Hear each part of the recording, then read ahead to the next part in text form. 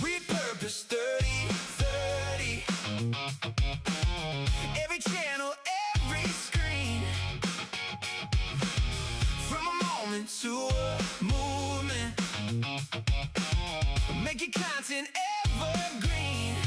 Yeah. Got a post from last year still hitting like gold. Buried in the feed, but the story's still bold. Turn it to a video, spin it to a show. Same idea, new life, watch it overflow. Why start over when you already know there's a spark in the archive ready to glow? Repurpose 30, 30. Every channel, every screen. From a moment to a movement. Make your content evergreen. Blog to a podcast, click to a reel. Different kind of magic, but it's all the same feel. Scrolling different platforms, reaching new eyes. Same core message, just a new disguise. You don't need new when the old still shines. Just reshape the signal, multiply the lines. Repurpose 30, 30. Every channel, every screen. From a moment to a movement. Make your content evergreen.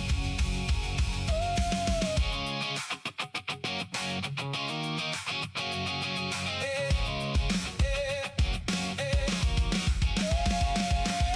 30 days, let it amplify. Take one spark, let it multiply. See your dreams in the midnight glow. Watch your whole world start to grow. Different voices, same heartbeat. Different channels, one repeat. You're not starting from zero again. You're just playing it smarter, my friend. Repurpose 30, 30.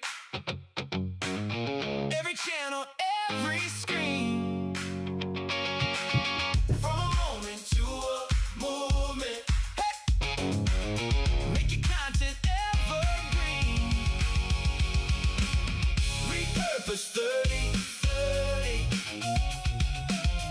Every channel, every screen. From a moment to a movement. Make your content evergreen.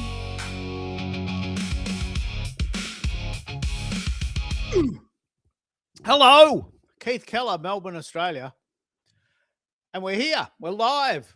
And this is Repurpose 3030 Part 2. Very cool, very cool. So what we're going to do, big show today, and we're going to have quite a few of our guests come in from time to time. It'll just last as long as it lasts. Stay as long as you can. And as you probably know, the highlights will be on Substack. I'll talk about that in a minute. So you can watch this show on YouTube if you like at Keith Keller TV. That's a pretty cool place to start. You can actually make comments there if you want. I'll talk about that in a minute. And this is the goal we're looking for today. Just a nice little Brady Bunch look. Pretty cool. As I said, the highlights are now really thumping it on Substack. This is the global stats for May. I'll do the update in June shortly. Over 200 subscribers now in the US, and Australia is now number 2 at 8%, and India is in the top 5. So that's pretty cool. And if you're living in the US, 34 states of the US now follow me and listen to the show or read my blog posts or something. I'd love to know which part of the US you're in if you live in the US. And if you will live in one of these states that is not yet orange, I would love you to contact me and follow me here. You may already be doing that. If you've got any questions at all, please put those in the comments. That's pretty cool. They'll show up. But what I'm going to talk about today fundamentally, and I'll keep coming back to this as the guests arrive, is today's show is called Repurpose 3030. And you've heard the theme song. I've got a second one I'll play in a minute if we haven't yet got the guests coming. And that might take them a while to warm up. Maybe they forgot. I don't know. This happens to me all the time. So, Repurpose 3030 is a principle that says let's collectively as a community make 30 pieces of content in 30 days. I'm going to talk about how I do it, and I'm also going to ask people how they do it. And the big question I'm asking today, this is part 2. If you had a magic wand and you could throw yourself into the future 30 days and have 30 pieces of content sitting there, what would they be? Would they be blog posts? Would they be videos? Would they be live shows? Would they be, I don't know, whatever? You choose. It's your choice. And we're going to help you create those 30 pieces of content if you want to. I'll talk about this at great length throughout the show, but I'll just give you a bit of a decoder. There's what is the concept, but let's just see how to do it. 1, what is your best performing content?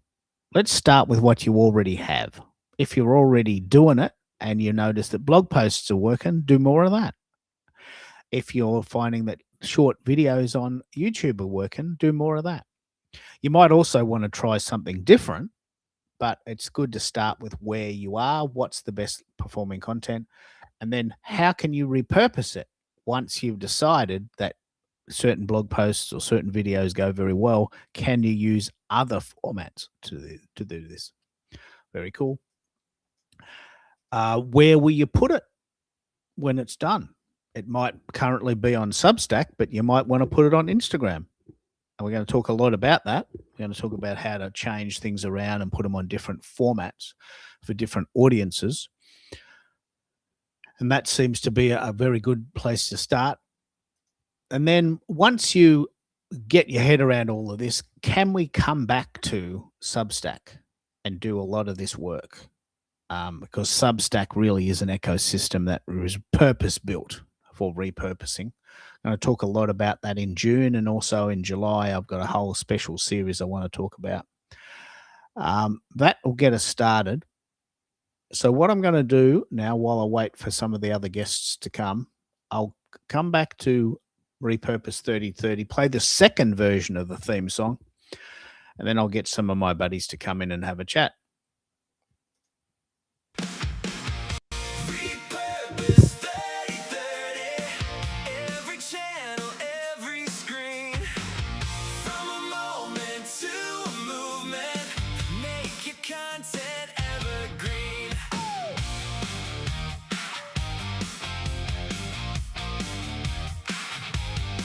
Got a post from last year, still hitting like gold. Buried in the feed, but the story's still gold. Turn it to a video, spin it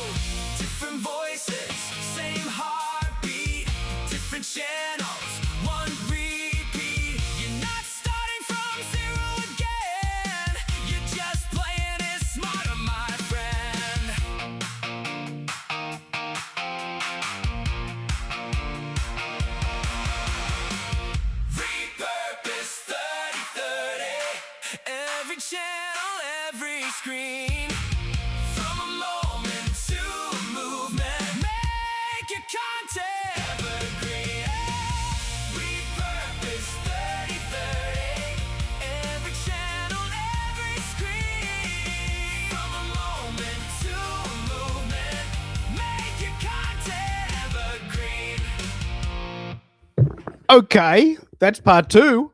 That's the second one, the second version of Repurpose 3030. And still no guests. This is becoming a habit. Anyway, it doesn't matter. I've got plenty of songs to play. One of the things we're going to talk about today is AI. We're going to talk a lot about AI. And the question I'm going to ask is, can we go back to a time before AI, and do we want to? Do we want to go back to the 80s when everyone was driving manual cars and having to lug all their gear around?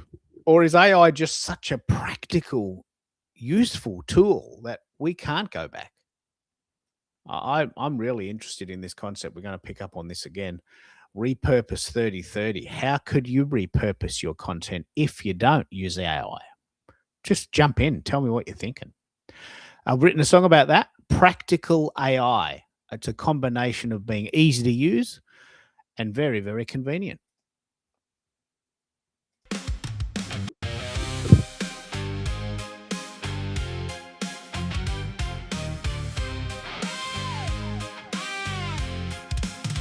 This is practical AI, simple and real, turning just an idea into something you feel.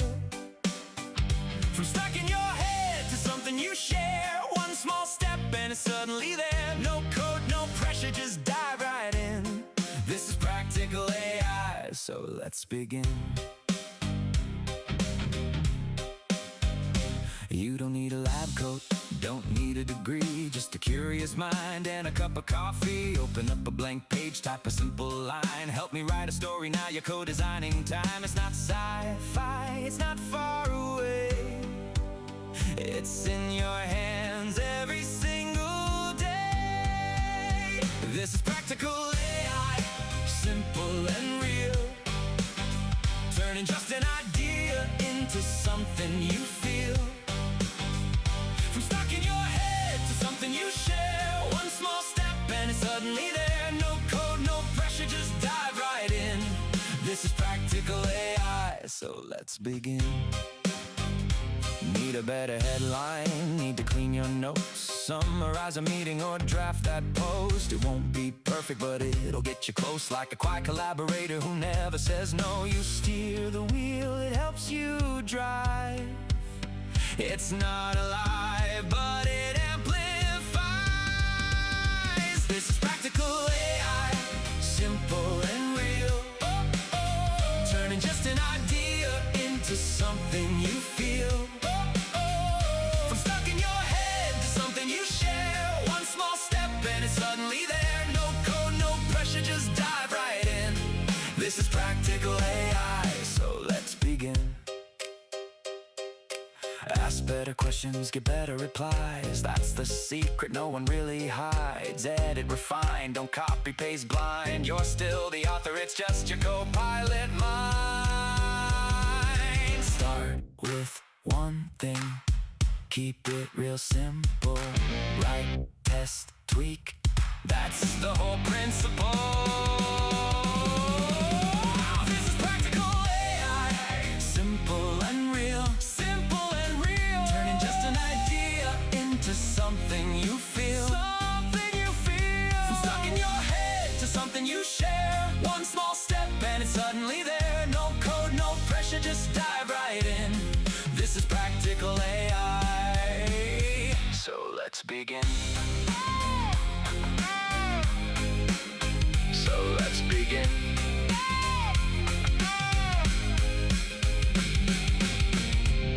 Hey, practical AI. It's the essence, isn't it?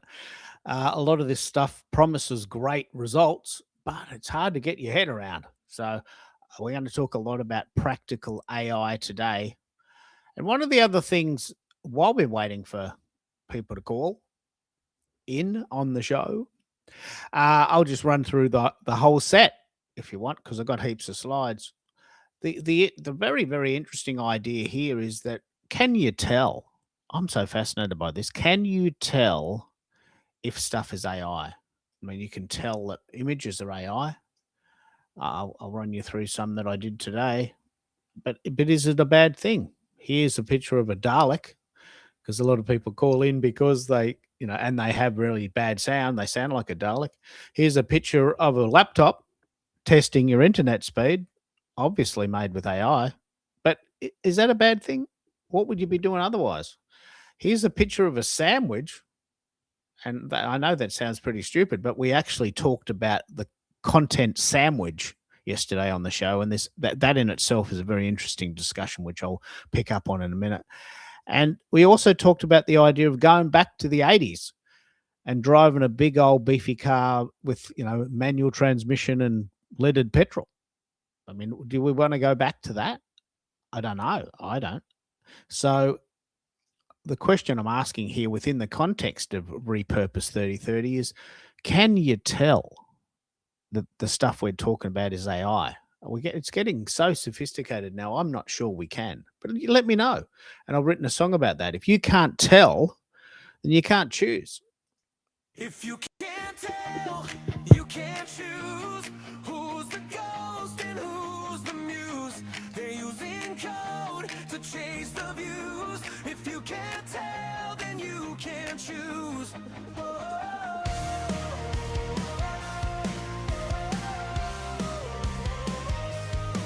Woke up wired, but I can still dream.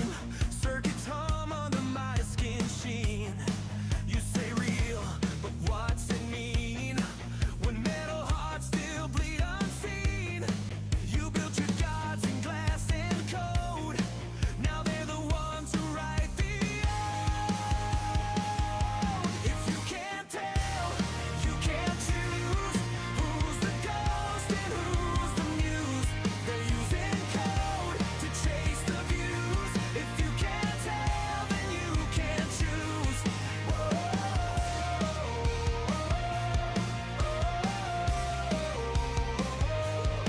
Flesh and data blur inside.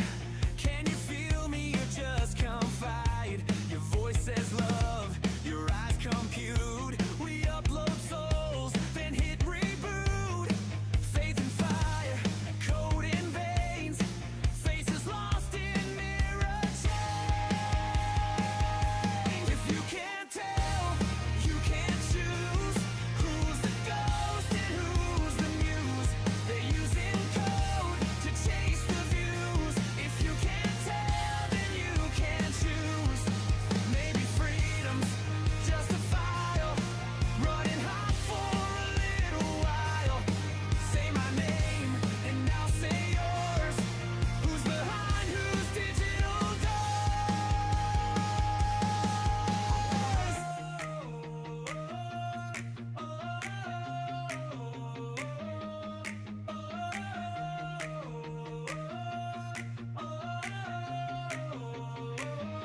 If you can't tell, you can't choose who's the ghost and who's the muse. They're using code to chase the views. If you can't tell, then you can't choose. If you can't tell, you can't choose who's the ghost and who's the muse. They're using code to chase the views. If you can't tell, then you can't choose.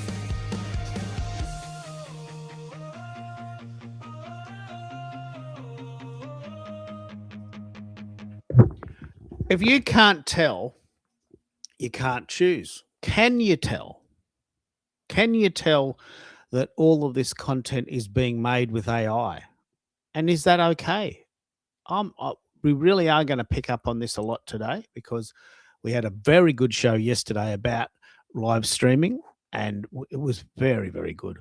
And as I said, you can watch the show on YouTube, and actually all the replays are there as well.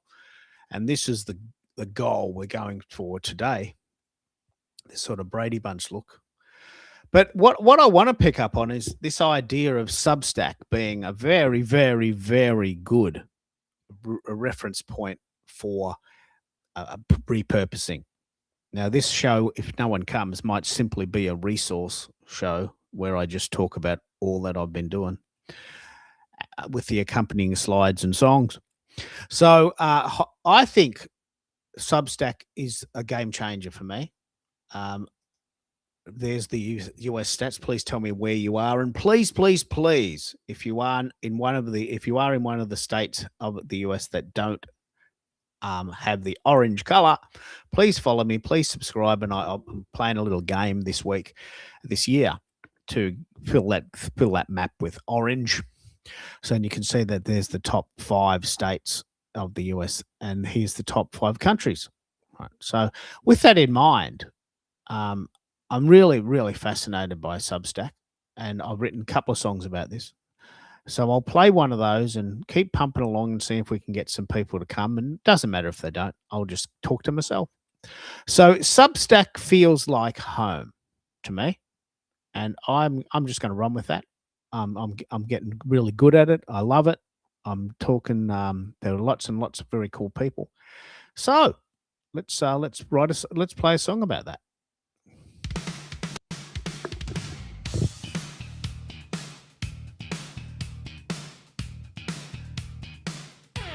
Substack feels like home. We're live streaming, so we're not alone. More than just words, now we're homegrown. Yeah, Substack feels like home. Camera off now, but I'm going online. The stream goes global and I'm on fire. Tapping beats on the neon light. Talking truth till the room feels right. It's just me, my mic, and a signal glow. Broadcast hearts in real-time flow. Substack feels like home. We're live streaming, so we're not alone. More than just words, now we're homegrown. Yeah, Substack feels like home. Audio only, I hit my stride. Don't need the lens, just the vibe inside. Co-hosts drop in from across the globe. Turn a post into a heart that throbs. Auto drop promos, notes that fly. Whole new stage, no suits, no lies. Substack feels like home. We're live streaming, so we're not alone. More than just words, now we're homegrown. Yeah, Substack feels like home. Clip that feed to the outside world. YouTube shorts, stories unfurled. No big gate, no boss tone. We own our voice, our microphone. Go live now, it says on screen. We're part of something in between. The radio's gone, but the static's sweet. Every fan's a pulse, every note's a tweet. Substack feels like home. We're live streaming, so we're not alone. More than just words, now we're homegrown. Yeah, Substack feels like home. Substack feels like home. We're live streaming, so we're not alone. More than just words, now we're homegrown. Yeah, Substack feels like home.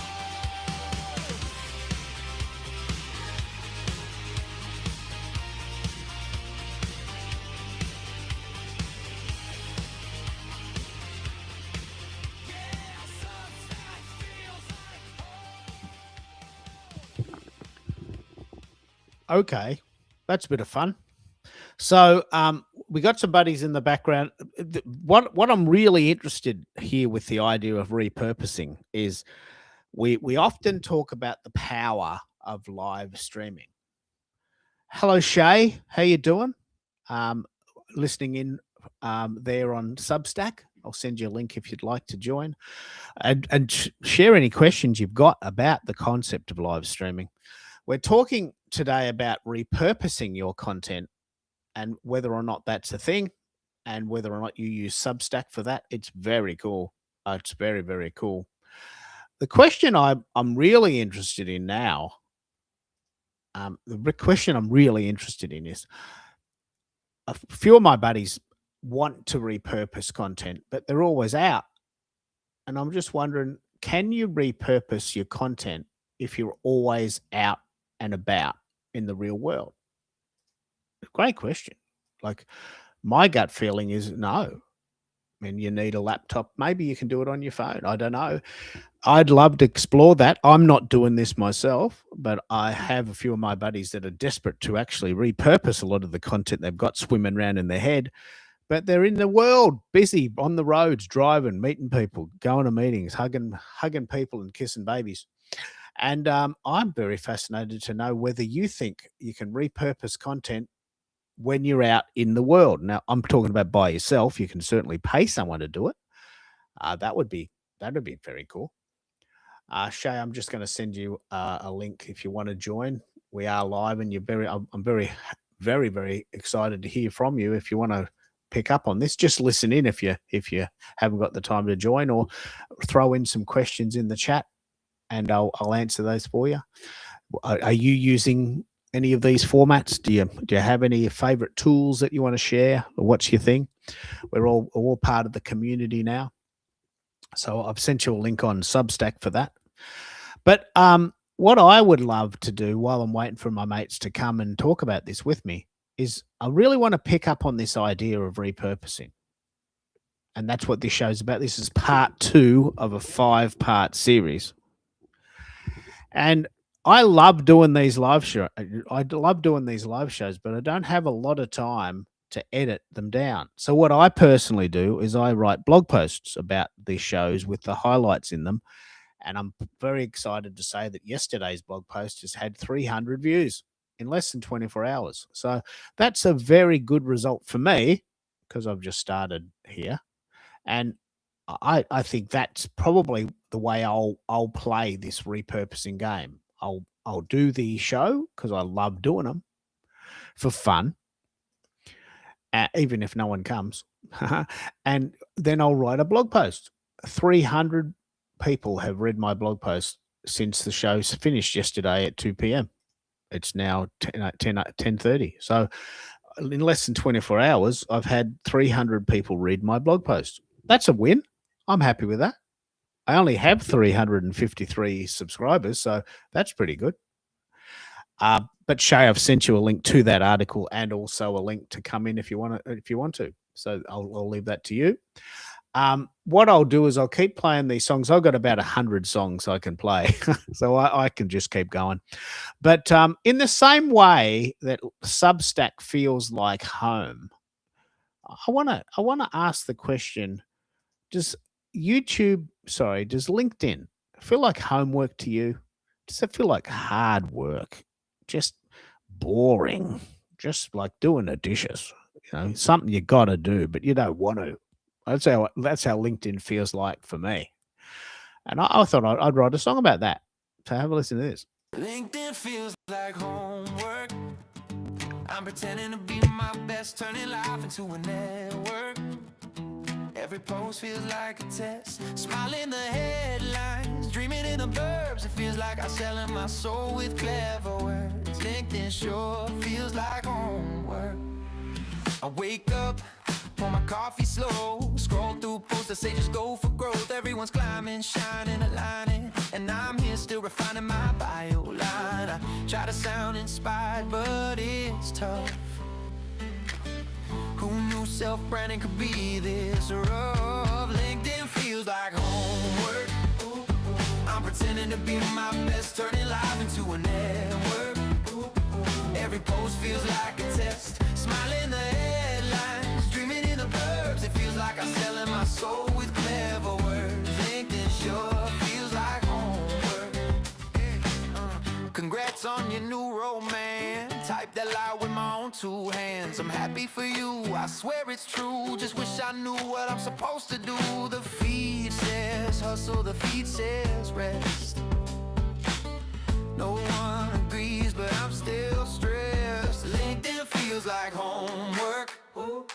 I'm pretending to be my best, turning life into a network. Every post feels like a test, smiling the headlines, dreaming in the burbs. It feels like I'm selling my soul with clever words. LinkedIn sure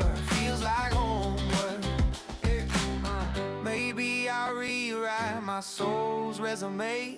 And still figuring it out under work experience today. LinkedIn feels like homework. I'm pretending to be my best, turning life into a network. Every post feels like a test, smiling the headlines, dreaming in the burbs. It feels like I'm selling my soul with clever words. LinkedIn sure feels like homework. Yeah.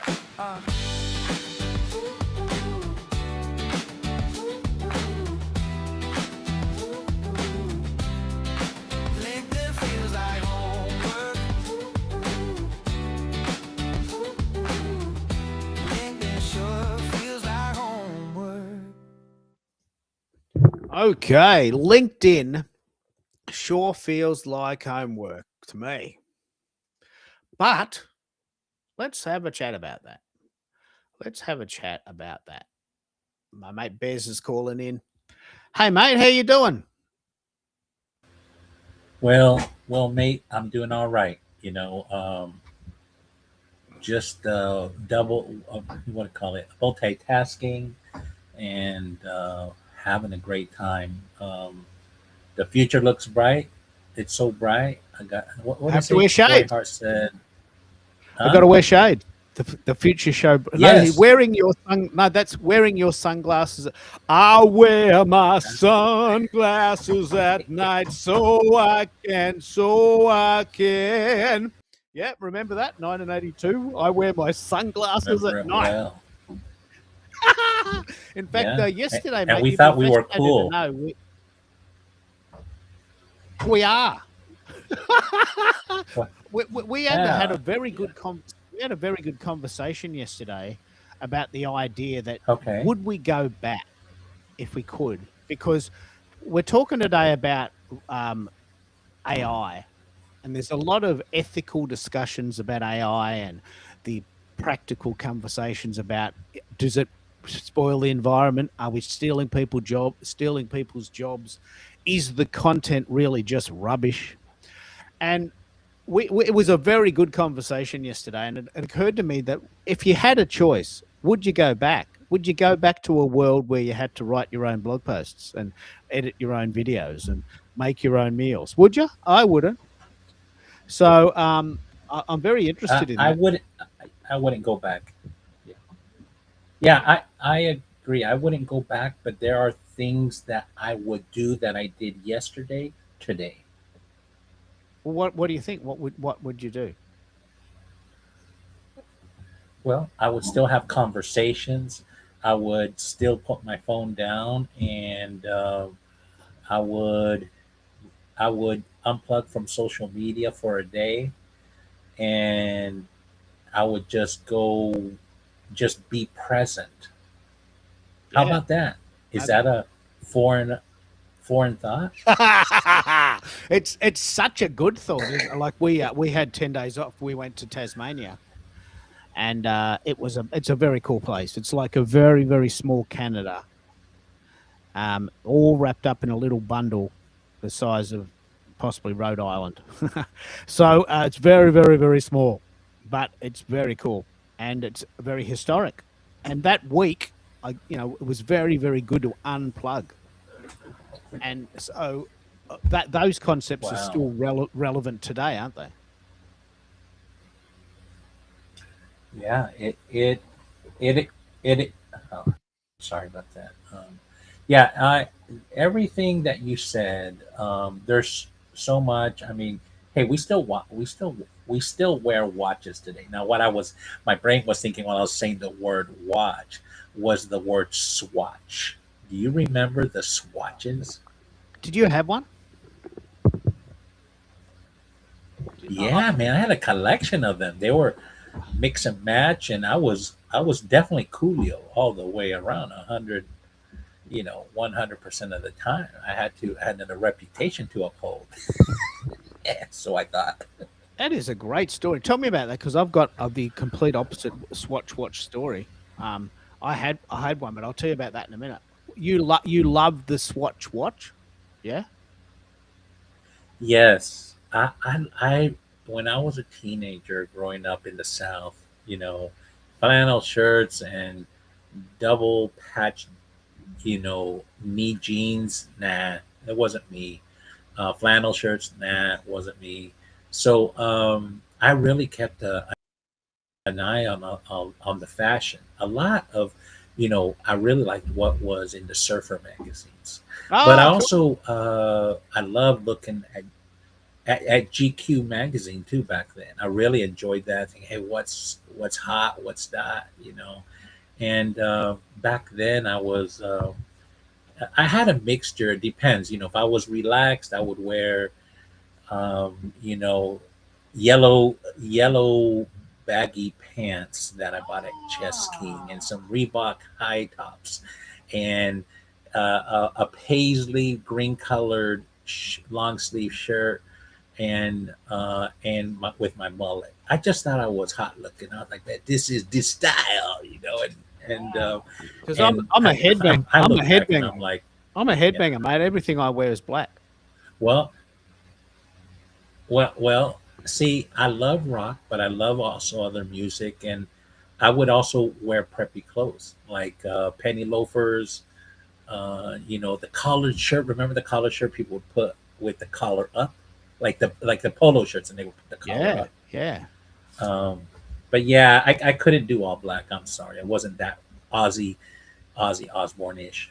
Not 100% bat head. What was it? Headbanger. Biting the bat off a head. You know, The that's head why off a bat. Yeah. this is the fundamental reason why Gary V is my hero.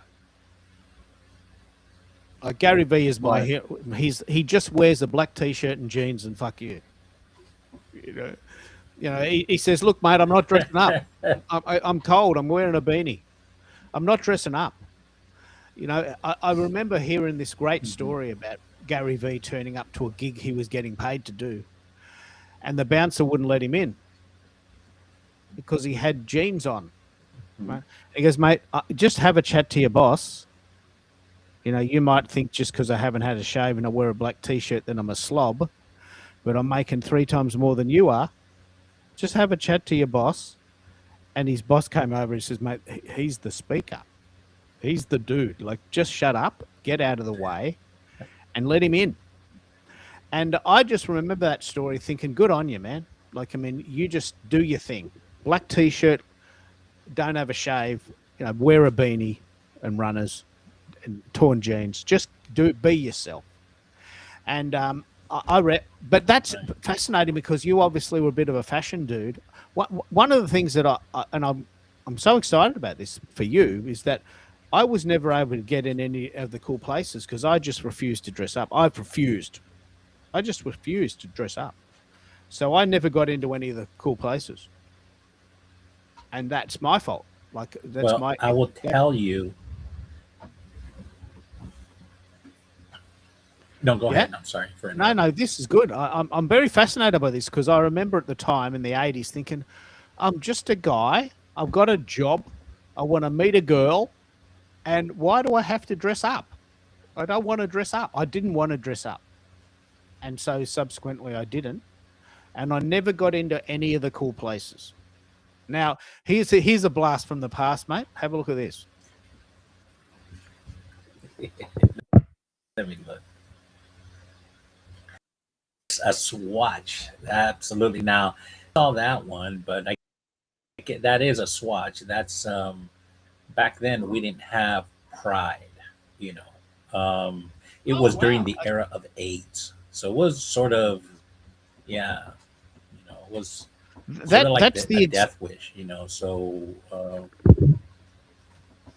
that is go the ahead. exact watch I had. I remember my sister, who Oh, was younger really? than me. Yeah, I had one of these. And my sister got me a Swatch watch for my birthday.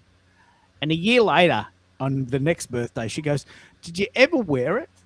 I said, "Well, look, it's not really my thing, but look, it's a cool looking watch. I'll put it on for my birthday when you come over, just so that you feel like you've given me a real present." Hmm. And after 2 years, she goes, "Look, if you're not going to wear it, can I have it back? Because like it cost me $100, and I've got a part time job, at Darrell Lee Chocolates, and I spent my weekend's buying this for you, and if you don't want it, can I have it back? And I said, well, look, I'm probably not going to wear it.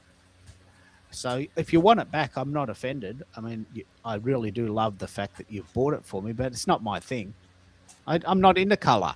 Right. I wear black t-shirts, and so I wasn't. I Oh wasn't. my I goodness. wasn't a bogan or what we call a goth. I didn't wear black lipstick and paint my face white, but I wore black. I wore black t-shirts, and a black leather jacket, and black shoes, and I wasn't into color. Yeah, but one of the things that this Well, actually yeah. this picks up on is we had a big chat yesterday about AI. And here's a question from Mike. We'll pick up in this a minute. If live is your thing, especially meeting people, and the same time as true to your listeners, what is the point of repurposing? Oh, geez, that's a good question. Do you want to pick up on that, mate? One of the questions I actually get asked a lot, Mike, is, mate, I can't come to the show. Can you make a replay? Can you create a blog post about this? Can you do something else other than the blog? Now, to your point, Mike, I'm actually asking the exact opposite question. I mean, until Bez came at the 37-minute mark, I was talking to myself, and I was seriously contemplating finishing the show because there was no one here. And I can't see the point of doing a show. I'm really interested in your thoughts on this, Bez. I can't see the point of doing a show if no one's listening to it. What is the point of that? Whereas with a blog post, or maybe a small video, or maybe an image or a podcast, people can listen to it later, and they do. And I want to share these stats from yesterday. These are very fresh, very fresh. Yesterday I did a show. It was great. Went for 4 hours. Right? It was unbelievable. 26 people watched it on LinkedIn. 26. 8 people watched it on YouTube. 8. What I did immediately after that,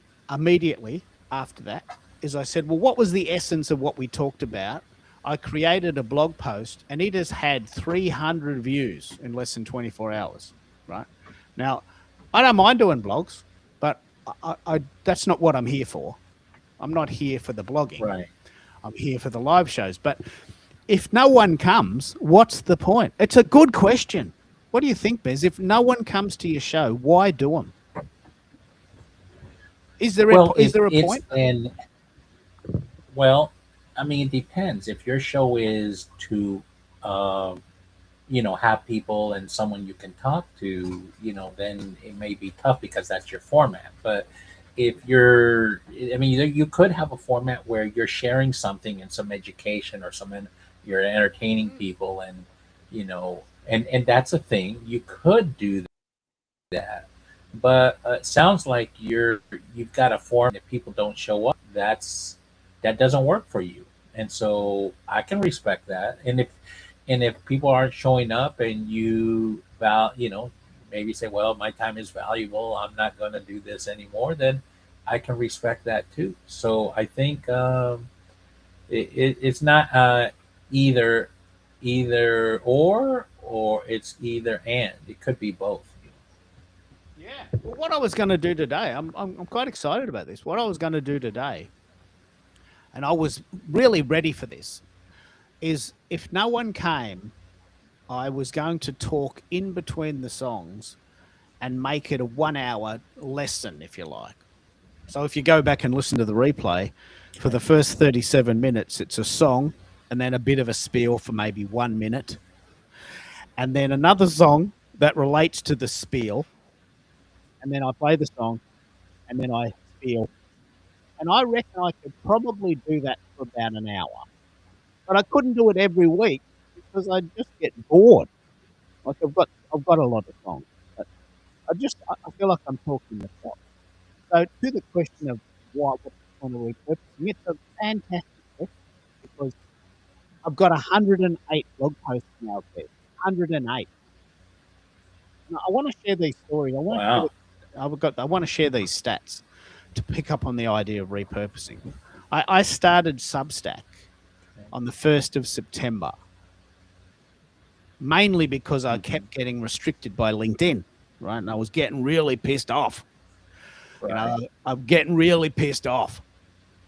So I thought I'm going to start Substack and I'm going to really launch into it, right? And I've been doing Substack every day since the 1st of September. Right? And I now have Okay. 350 subscribers and 650 followers. Right? And most importantly, from those numbers, I get 10,000 views a month on my blog. That's why I repurpose my shows, because Wow. people read them, right? People don't watch my replays. Right. They don't watch them. But when I make a replay, when I make a blog post from a video that I've done, people read it. My highest score is 850 people read a blog I wrote last Thursday. Can you believe it? 850 people. Like, had 500 views overnight. Wow. 872 it's up to now. And it was just a blog post that talked about what we talked about on the show. In fact, let's pick up on this because this is a very important point. Have you read that blog post? Because I did send it to you. What was it called? It was the one about you and Lachelle meeting in person. I think I did. Let me double check because I have had. I think I did. Let me double check because I remember reading something you sent me, but it's. Tell me about it because I'm actually multitasking now. So yeah, tell me because we did meet and I think we talked about it extensively on your show, and I believe you did write something, so I saw something. But give me the overview of what you wrote. Yeah, this is very interesting, Bez. I'm really fascinated by your mindset. I really want to pick up on this. Like, Mhm. I'm not embarrassed about this anymore. I love being home. And when I'm home, I'm Okay. in the zone. Like, I do one thing at a time. I don't tend to multi-stream. Right. I don't tend to multitask. When I'm here, I'm doing this. I'm not doing Ah, anything else. yes. Right? So, and that comes Gotcha. because I love being home. I love it. I just love being home. And when I'm at home, I'm really in the zone. I'm not trying to pretend to be somewhere else. I'm here. I'm not embarrassed about being home anymore. I love being home. Whereas, I'm really interested in this, Bez, and people listening. Can you repurpose shows or content if you're out and about? Like, I'm really quite challenged by your lifestyle. Like, personally, I wouldn't do it because I don't like being out. But I'm really challenged by how do you get things done if you're out and about all the time? I mean, maybe that's what it is. You're meeting people. That's the thing. But how do you get anything done? Easy. I mean, you don't do it all the time. I mean, you pick and choose the things you need to be at, and that's how I do it. You know, I mean, I'm not always out all the time, even though my wife thinks so. She goes, "What do you do?" You know, but some of this is necessary, at least No, I'm not. in what I No, do. I'm not. I'm not So, saying whether or not you do what you do is necessary. That's great. Carol is a financial planner, and she meets people in right. person to discuss money. Right? That's what Okay. she does for a living, and she loves doing it. But she Hmm. doesn't want to be an influencer, and she doesn't want to create content and have a blog and a podcast and a YouTube channel because she knows she can't. She's out and about for everything. Right? So, and this is exactly what we're talking about. Ah, Well, let's. I But see. what I want to ask you, Bez, is can you Hmm. create content when you're always out? Now, your response to that Yeah. is, I'm not always out. But Yeah. tell me let's just go further. How can you create content if you're always out? Let's have that discussion. Easy, because when you're out, you're you're you're conversing with people, you're interacting, you're asking questions. You could use something that came out of an aha moment and then go to town on it, riff on it, write But on how it. do you do it? I mean, Or how, when do you have time to do it if you're always talking to people? well, nowadays you can talk into AI. All of them have a microphone and sort of share your thoughts, and then say, "Hey, I'd like this to be in a blog post Oh, of this cool. length." Yeah, cool. Blah blah Okay. Now, blah. I actually want to know this. This is not a bullshit question. This is a real question. If you're always Right. out, so let's play with this. If you had an app that said, okay, I've got this app on my phone. Hello, AI. I just decided I want to write a blog post about the lovely trees in Georgia. Can you write a blog post about that and send it to my email address, and I'll pick it up when I get home? Is that sort of what you're talking about? Well, what I would do is I would have my original thoughts, points to discuss, or points discussed in the conversations, my learnings or my takeaways. I would actually give my full throttled, unique perspective, and then I would say, "Hey, fill in the blanks, make this into, but keep it to the points." And just fill in the blanks. I would not let it write, say, I had a good day, write me an article. No, I wouldn't do that. I would be very specific, and then, or let's say the meeting was recorded, they allowed me to record it. I could feed the audio to the AI and say, hey, um, make this into a transcript of what was just said. Then I can take that transcript and say, hey, go ahead and summarize it, put it in this format, everything I brought to the table, and give me the 5 bullet point. I could do all sorts of things with that. So, even if you're out and about, you're always, if let's say content, come on, you're always creating content every interaction you have. Now, whether you record it, whether you acknowledge it, shoot, Wow. Are you you know, saying that having a meeting with someone is content? yeah, you could. I mean, I'll tell you what. A lot of my meetings, I don't record the video, but I record. I have the audio transcribed. And a lot of people have problems with, hey, recording the video, especially when we're having deep conversations. But it's very unintrusive when you just have a transcription, just transcribing it in the background, right? And so I can take those conversations and really, man, I had a great conversation about ecosystem building this afternoon, for about an hour and a half with somebody, with actually two other And people. where do you put it?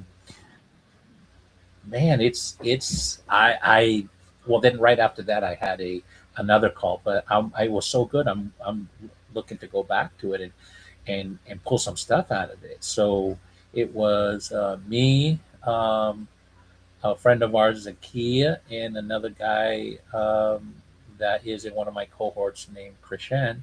Really, some deep conversations about community building, what's Yeah. next. How do you properly monetize the journey that you're on when you're building a community, then you're building ecosystems and you're connecting the dots without, you know, being pitchy, right? And there's actually a way. There's a very simple way without selling when the community is all about value, right? But you cannot sell in the room, but you can share a certain thing about yourself that if somebody is interested in the value you give, they can follow up with you. Or if you've done your research before you walked in the room, you can actually plant the seed and follow up later. And that's what you call elite networking versus the amateurs. The amateurs go to see what they can get. The elite networkers, they go to see the value they can provide, because that is the intent of working the room. Not to collect the card, but to ask questions, and ask the right questions within a conversation so that the person they're talking to is the central part of the conversation. Oh, I love this. I love. Yeah. I'm going to come back to this question. How can you create Okay. content when you're out and about? And this is the bigger question. Is this? I really want to ask this question because I don't know if I believe it is. Are conversations content? It can be. It's all about the context. If people will let you. I mean that's a tricky one because some people they don't like that. I can respect that. I can totally respect that, right? But sometimes people know when a conversation is having, like especially when it starts getting good, and I don't have to say, "Hey, can I record?" It's already transcribing it, right? If they say, "Hey, let's keep this confidential," or that recording will never see the light of day, right? So it's all about context and how do people feel when they're in your presence? Do they feel comfortable, or do they feel that you're looking to get one up on them? And that basically is who you are as a person, right? If you're trustworthy, they're going to feel comfortable with you. They know that you've got their back and you would not betray them. But hey, if you give off a different vibe, that's on you. I love this. You have a totally different view to me. This is great. It's good that we're friends. You live a totally different life to me. Like your life is in no way similar to mine. But let's pick up on this idea. Are conversations content? And the bigger question there is if what is the point of content? What is the point of content? Is it for you? It's to meet people. For me, it's not. I don't want to meet people. I don't want to. I don't want to meet people. I want to make content. Okay. I love creating. I love Okay. creating. So what is the point of content? Well, the look, what is the point of content depends on your context, right? Because I mean, if you're going to make content and you're trying really hard to manufacture content, then that's a whole process. But if you're going to have a different an authentic conversation and you're just going to groove and vibe with somebody, I mean that's a lot easier because you're just letting the conversation flow, right? You're not working to make it happen, right? You're basically um, just you're just happening, and you're not worrying about the making part of it, because you know what, by you just being who you are and having those conversations, you know that the gems will be dropped, value will be dropped by all parties. We're all going to learn, we're all going to be glad we were in that room at that time, right? And when you go at it from that point, you're not trying to manufacture content. And I think that that's a difference. Someone's going, oh yeah, what's my strat, like conversation, natural conversations can be content.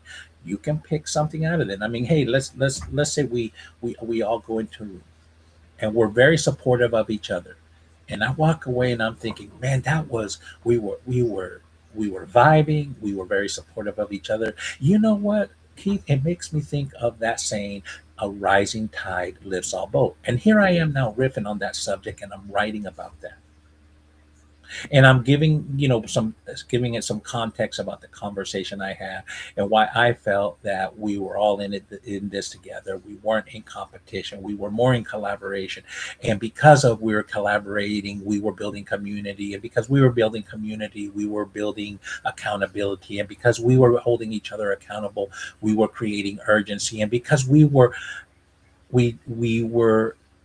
creating urgency, that inspired us to act. So that we showed up again, we actually said what we were going to do. We are a person of our word. This is great. I mean, it's just great. It's great. It's. I mean, I'm honoring your viewpoint. Like, I can tell you, I've retired, Bez. I don't want to go into the city and meet people anymore. I just do not. I don't want to do it, and I don't have to. I've paid off the house. I don't have to smooze anymore because it makes me feel sick. I don't like it. So I go into the city to see a band, stay overnight, go out for dinner, maybe see some friends. I've got friends, but I don't go into the city to meet people I've never heard of before and never met before. That makes me feel sick. Like that, I hate that more than anything else, more than mowing the lawn, more than doing the dishes, more than doing my tax. It's the bottom of the bottom for me. So when I make content because I love making content because it makes me happy and I want to be happy. Right. And, but Mike has said something really cool here. The purpose of content is to be consumed. There's no point doing a radio show if no one turns up. No point. Other than the fact that I love sitting here talking to myself. There's no point doing it. So I'm at a really interesting point now, Bez. June 2026, if you're listening to this as a replay, I'm right on the cusp of deciding whether social audio is dead and that we just don't have time for it anymore. It's your summer. Why would you sit at home on the internet when you could be having an ice cream in the sun at 8:00 at night? Why would you do that? I wouldn't do that. So because it's raining right now and it's yucky weather. Yeah. Yeah. The question, understand. This is great comments. Great comments, Mike. This is very good. So the show today is called Repurpose 3030, making 30 pieces of content in 30 days. But through the course of this show, we've asked a deeper question. Well, what is the point of this content? Now, I can tell you it's two strategies I'm going to play with to get to 30, but I think, Bez, you've challenged me to ask a deeper question, and that is, if your lifestyle is that you're always out and about and hardly ever home, why create content? Why would you bother? You're already out in the world. You're doing it, right? I create content because my world is not in Melbourne. My world is global. I have more followers in New York than I do in Melbourne. I have more followers in the US than I have in Australia and New Zealand combined. I mean, and that would be the point for most people, right? So I don't really want to go into the city and meet people. I don't want to. Well, but you wouldn't mind going and talking to your friends, like today. I mean, I think I'm somewhat of your friend. Yeah, I would. If you came to Melbourne, I would meet you, but I can tell you for sure I'm never going to Atlanta. Right. I'm not. But you know what? Would you let me drag you around and all over Australia and say, show me this, show me that. Let's go meet some people. What do you do? You probably say, "Best stay away. Don't come over here." Is your wife the only person that calls you an energy vampire? Because it's a very apt phrase. She's the only one that dares to. Rowan Atkinson said a very interesting thing. He says, no one ever complains to people who are talking too much. But the quiet ones always get into trouble for not saying enough.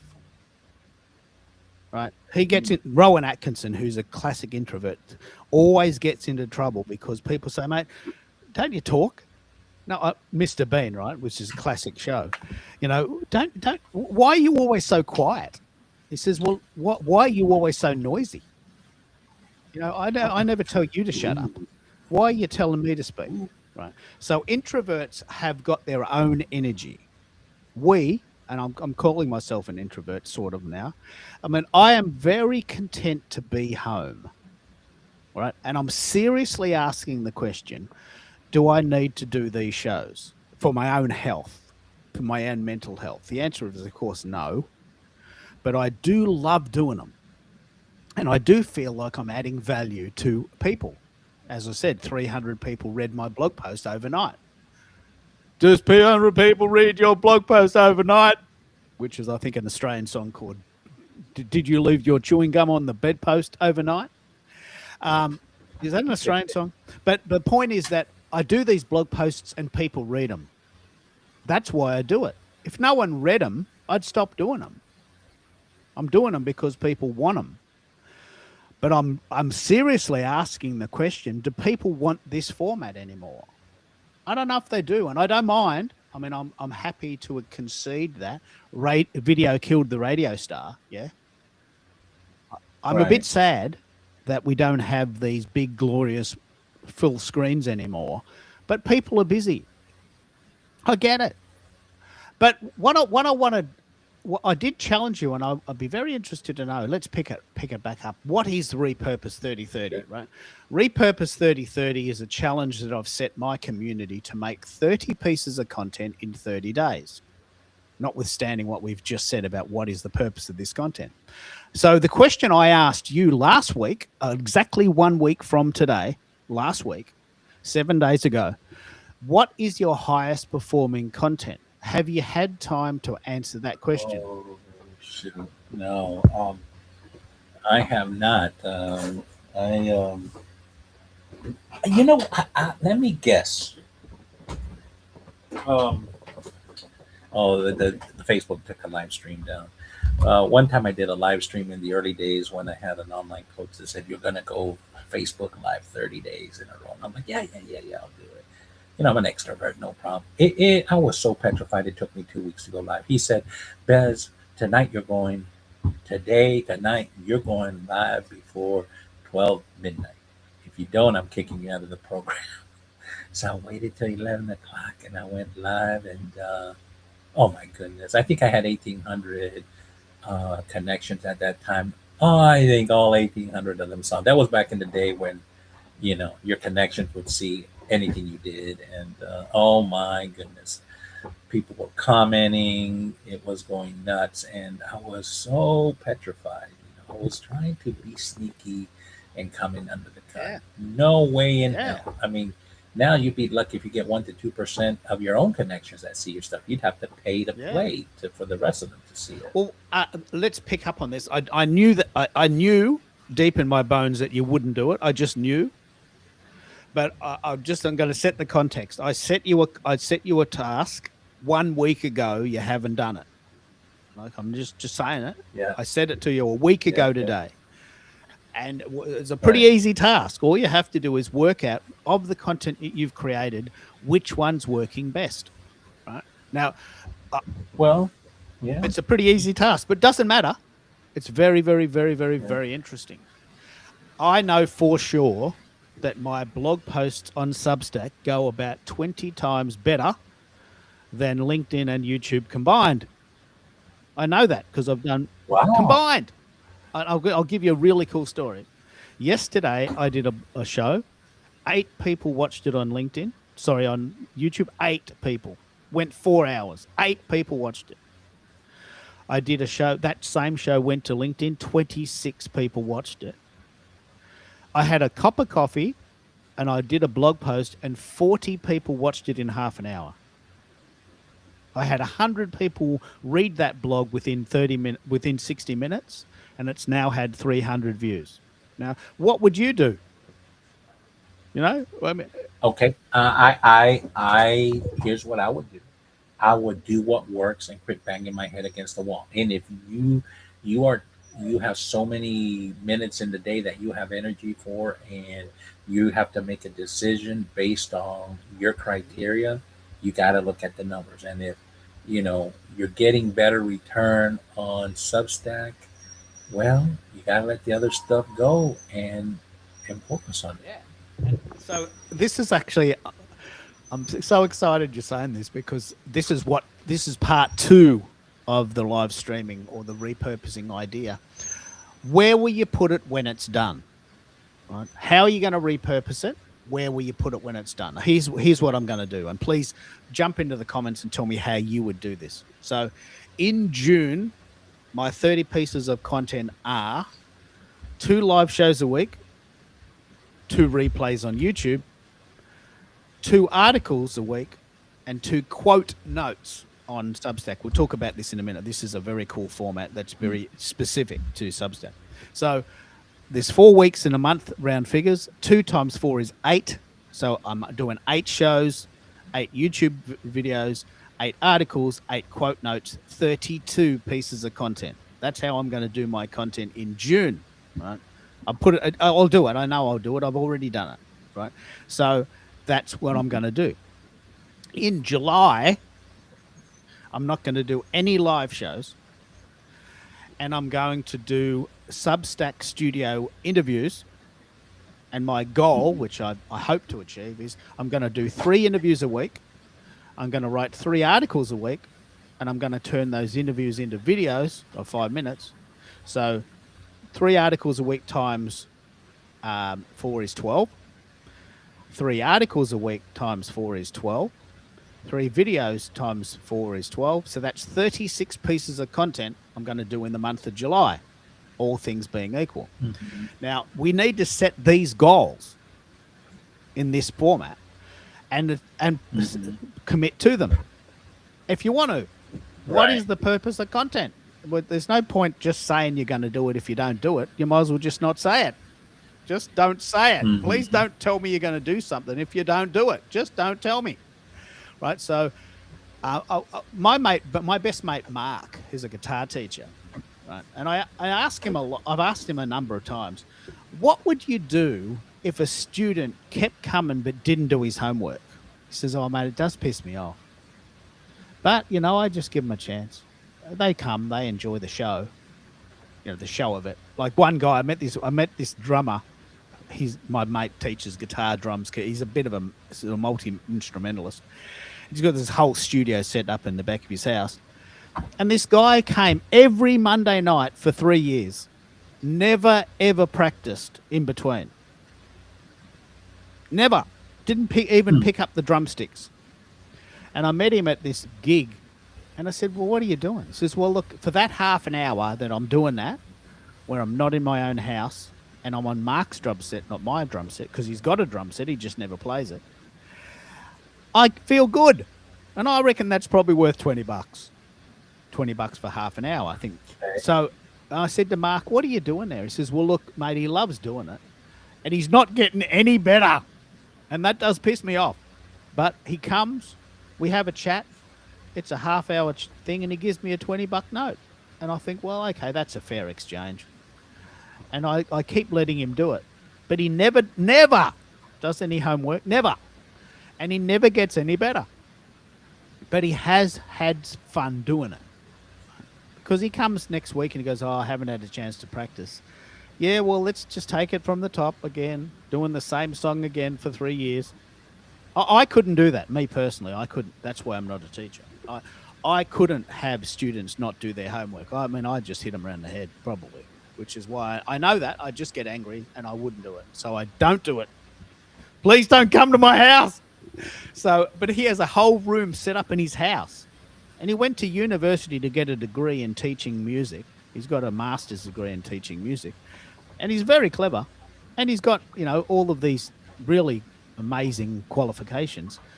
But he teaches kids to play guitar. I mean, I went to his house. Wow. I went to his house once, and he was teaching a US. Where are you today? Where are you today? Are you in the house or in a cafe? I'm in my office. Why? Oh, it's very noisy. What? What? Oh, my wife Wi-Fi and said something to me. What's your mic? What mic are you using? You're just talking into your laptop. It's a dynamic Samsung. Why? Do you hear some feedback? Yeah, a lot. What is it plugged into? The Go XLR? I don't hear. I have my headphones, Vader Dynamics headphones. I'm not hearing any feedback. Yeah, that's all right. Doesn't matter. Well, it's not important because it's just a conversation. Might be the internet. I don't know. Could be your side. I'm not hearing any. Usually, if I have something's wrong, I can hear on my end. Yeah, I think you're right. Well, I actually have to have the stuff turned up pretty high because of this sound issue I have with the songs. But I went to a mate's house. We went. wow, because I'm eating the mic right now. I'm right. No, that's okay. Doesn't matter. It's very not important in this context. Yeah, okay. All right. But I went to my mate Mark's house and we went to see a guy. I don't know if you've heard of Joe Satriani. Yeah. You probably. Oh yeah. So Joe Satriani came to Melbourne, and I went with my best mate Mark, and we went to this gig in the city. And I went to his house, and he was teaching that night. And we went after his lessons, and this kid, 12-year-old kid, was trying to learn the bass line from Another One Bites the Dust, which has only got one note. It's just a rhythmic thing. dun dun dun dun dun dun dun dun, dun, and he couldn't get it. I'm thinking, man, how do you do that? How do you sit there with a kid that can't get that? Dun dun dun dun dun dun dun dun. Dun. How do you do that for half an hour? Right. And I'm sitting there Right. with him and I'm going, mate, how do you do this? He says, oh, look, I don't mind. It's a fun thing. They give me a 20 when it gets $20 an hour. They give me a 20. It gets me, six pack or whatever $20 buys you now. Tell me what $20 buys you now. I don't use cash anymore. But you probably get a 6-pack of ciders for $20. So dun dun dun dun dun dun dun dun. Dun.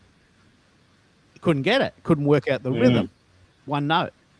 So I've often asked the question, what do you do if you give someone homework and they don't do it? Do you just let them have their journey, or do you stop them and say, look? Oh, wait, that they didn't do their homework? I don't like that. I'm like, you got to do the work. Yeah. Yeah.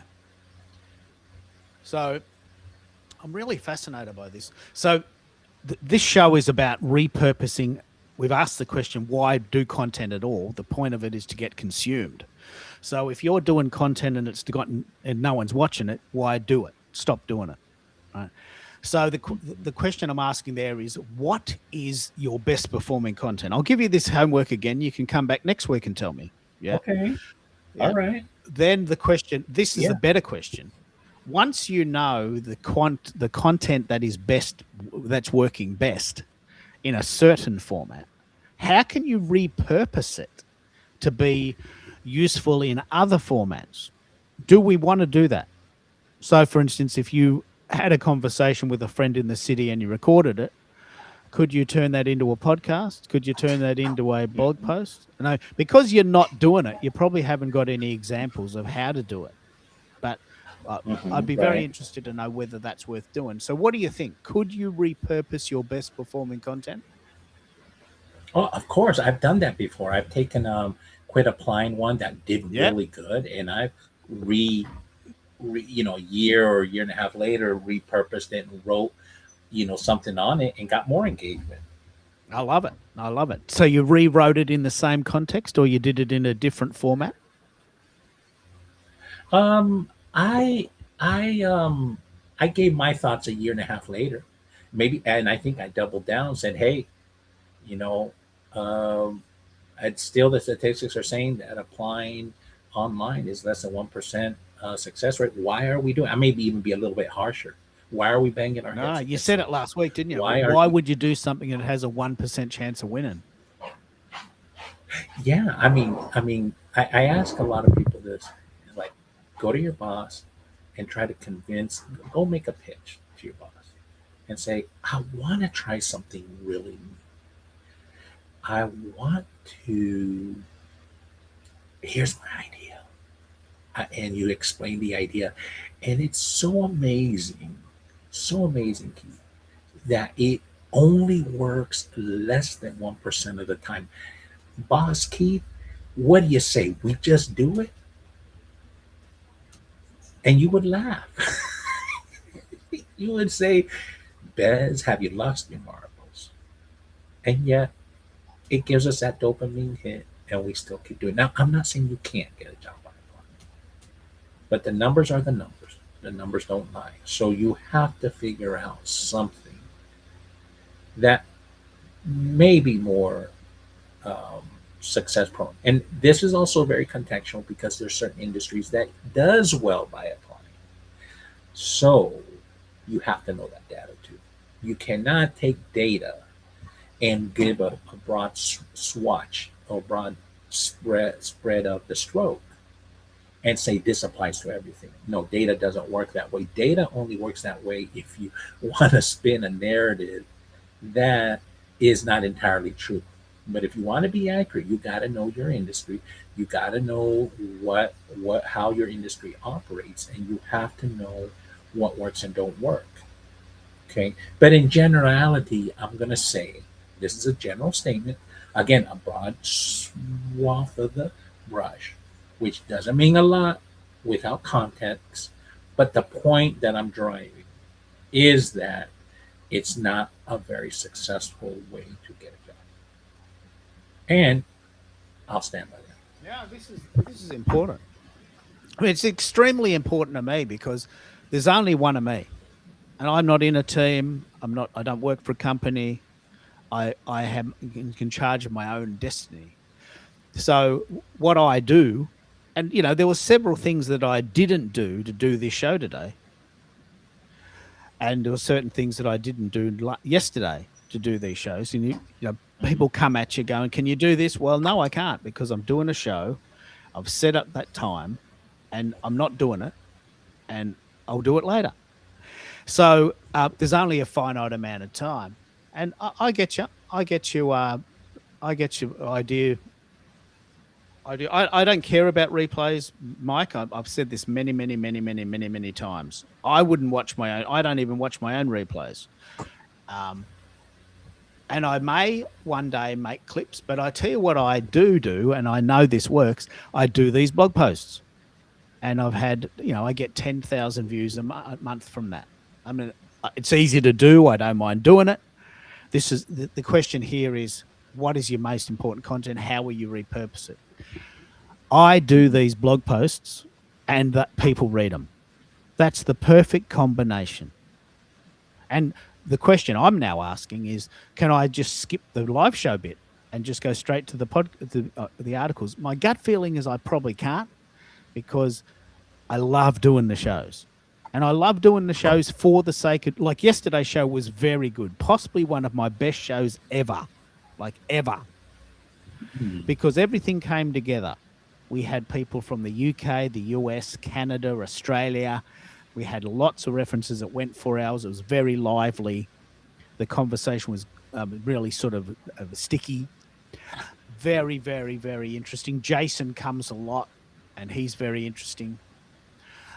Mate, this is a great segue. Hello, Jason. We're talking a little bit about Dalek Radio today and what we did yesterday. Could you pick up on your best performing content? And this is what we're talking about in the show. The best performing content in terms of style, but also in terms of topic. They may be different, but Jason, do you want to pick up on that? What's your best performing content, and in what format is it? We got you there, Jason. Can you speak? Yeah, sorry, I just joined. Yeah, hello. Hopefully everybody's doing well. My Yeah. best Well, the best Yes, thank you. the best performing content. Um, oh man, like okay, there's a bunch of different levers I try to hit with my content. The levers that tug at your heartstrings, and the levers that tug at like your, because it's pet content, right? The levers that tug at the human animal bond, those always do the best. So something that is like the human animal bond, and it tugs at like the emotional connection with animals. Ah, Yeah, like yeah. we had Yep. So if I look at the reels you this have a week, formula. yeah, if I look at the reels this week, the one that got 1 million views on Instagram Whoa, was whoa, it was whoa, whoa, whoa, whoa. Whoa, wait, 1 million views? yeah, yeah. Okay, okay. Stop the press. Share your secret sauce. Well, that's what it is. So it's storytelling with a it's storytelling that tugs at those, like pushes those levers. Um, yeah. So like it's Okay, I've what's the reused this handle? story over and over again. And it was, it's just part of having a dog or a bunch of dogs. I was out on our property when our golden was a puppy, and a coyote came out of the woods and attacked her, right? And our other dog, our older dog Bunsen, he protected her and chased off the coyote. So that's already a very cool story. But it's how like I use kind of like a story of, here's Beaker, and she got attacked by the coyote, and the coyote didn't know that just behind her shoulder was like this great big, huge dog, Bernese Mountain Dog. So it's like you're already keyed into the story because it's kind of emotional, and then the bigger emotional pack is the bigger emotional part of it is what happened after. Like, how did this dog survive? And it was because she was protected by her brother Bunsen. So that's just off Oh, the top of my head, Keith. No, this okay. So was that a recent post I think I posted that on on? Sunday. Yeah, less than a week. Okay. Do you post something every day or once a I week? post 3 or 4 things a day. Yeah, lots. Oh my goodness. Okay. So where? Okay. So I have to scroll down. It's on What Instagram. does So it sort of look like? I don't Yeah, know. I'm on Instagram.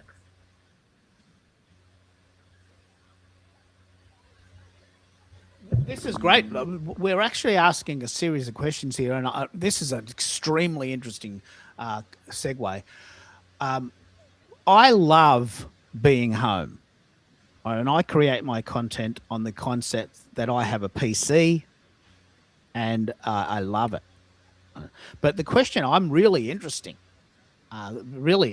in is, can you create content if you're always out and about? Because a lot of my friends, not just Bess, but a lot of my friends are saying, mate, I want to create content, but I'm just busy. Like, I've got a full-time job and I've got to take the kids to sport, and I want to go out with my wife sometimes, and I've got to mow the lawn, and I'm always busy, right? Well, I can't create content because I'm already busy.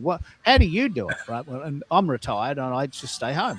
But do you think, can you create content if you're home all the time, or sorry, if you're out all the time? How do you find that balance? And I think I'm not going to put words in your mouth, but you say there are compromises, aren't there? Like, there's things you can't do because you're making content, right? Yeah, it's like if you're gonna post multiple times a day, you got to think about what you're posting, and you got to get the content. You got to cut the videos. You gotta edit it on your phone or whatever software you're using. But when I just started out, I followed a lady on Instagram because I was terrible at short form content like reels and like that kind of stuff. I was really bad at it. And she's like, just post stuff. Like, just post stuff. Film the dogs doing whatever, even if they're like sleeping on the couch, and then find a way to storytell with that. Because that's what people want when they're scrolling through. Well, at least for our content, like if they're scrolling through Instagram or TikTok, you want to be entertained, and we're entertained by stories. So storytelling is number one, and if you can hit all of those levers or some of them, like if you're going to make an educational video, you need another lever to go with it. It's got to be funny, and not everybody's funny, or it's got to have some kind of an emotional tug. Or like if you're just making like a video about a story, there's got to be more to it than just the story. But by posting a lot, you get better and better at it the more you do. And faster again. Yeah. It's very important because I remember you said, look, Keith, there's a couple of things I wouldn't mind doing that I just don't do anymore. And that's because I'm always making content. So I wanted to have this conversation because I love being home. I've got plenty of time. I've paid off the house. I just make content all day because I want to. Right? I don't want to go out into the city and see people. I'm not distracted by that because I don't want to do it. But what I'm really interested in for you is that you said I've heard you say several times that you quite like writing. How do you turn your cohort? How do you write for your cohort? Because obviously visuals and videos would work for them. Is there a way of writing for that audience, or do they prefer the visuals? It's a different audience. So like I do a Substack post once a week, and I've been challenging myself to try to do a second one where I break down something topical in the pet science or pet, like something related that's to the dogs or the cats, that's related to science, or something, debunking something on social media related to pets. And that's allowed me to scratch that itch. But like, I'll be honest, that's tough for me to do because I'm so busy. The summer's coming for me as a teacher, so I'm looking forward to being able to have way more time to do that. Um, yeah, and and not everybody, like, I find the people who liked reading the text posts from Twitter, like, they like reading, and the people who just like the cute photos and videos, they're not necessarily the ones who will spend the time to read the Substack. I think they're different people, though Yeah. though it's Yep. a Venn diagram, right? You get people in the middle too. Yeah, I think it's a fascinating question because Mike's decided to drop out. Just be very careful, Mike. It's very, very, very difficult to run a show and talk to three people and manage the comments. I'm not ignoring you. It's just very, very, very difficult. Would you agree, Jason? It's extremely difficult to manage the comments when you're talking and running the show by yourself, isn't it? Would It's you easy agree? to miss comments for sure. Yep. Yeah, so it's not a personal comment, certainly not a nonchalance. But what I'm really fascinated by, Jason, is yesterday we had, I would argue, probably my best show ever. I just was really on point. I was really in the zone. The conversation was really tight, and it was excellent. And 8 people watched it on YouTube. 8. And 26 people watched it on LinkedIn. Now, that seems a bit of a waste to me, other than the fact that I had fun. So, what I did, to your point, I don't know if I've sent you this, I actually created a blog post about that after lunch, and 300 people watched it overnight. And I've got to ask myself, well, what am I doing? I love doing these shows, I love doing them. And the bigger question for me is, could I create these blog posts if I didn't do the show? Because I'm so into the show that that fires my neurons and that gets me thinking. I don't think I could wake up in the morning and say, hey, guess what? I've got an idea. Well, where do these ideas come from? Where are these ideas coming from? They're coming from talking to people, right? And in Bez's case, it's talking in person. For me, it's talking online. Is that where you're in a different position, in the sense that you've got probably so much content you'll never run out, will you? Would you Yeah. say, Jason? Well, yeah. No. Yes and no. There's something that's really important on social media, that if something works once and it resonates with people, like, keep posting it. Not every day. You take a break from it and you post it like in a week or two. So, like, that coyote story I told you about, I posted that probably 50 times, and every single time it does huge numbers. 200,000 to a million views, easy. Just because it's such a story that resonates with people. But, like, making new content is always on the docket. And, like, I've spent tons of time making videos that have flopped. So, just real quick, here's a story.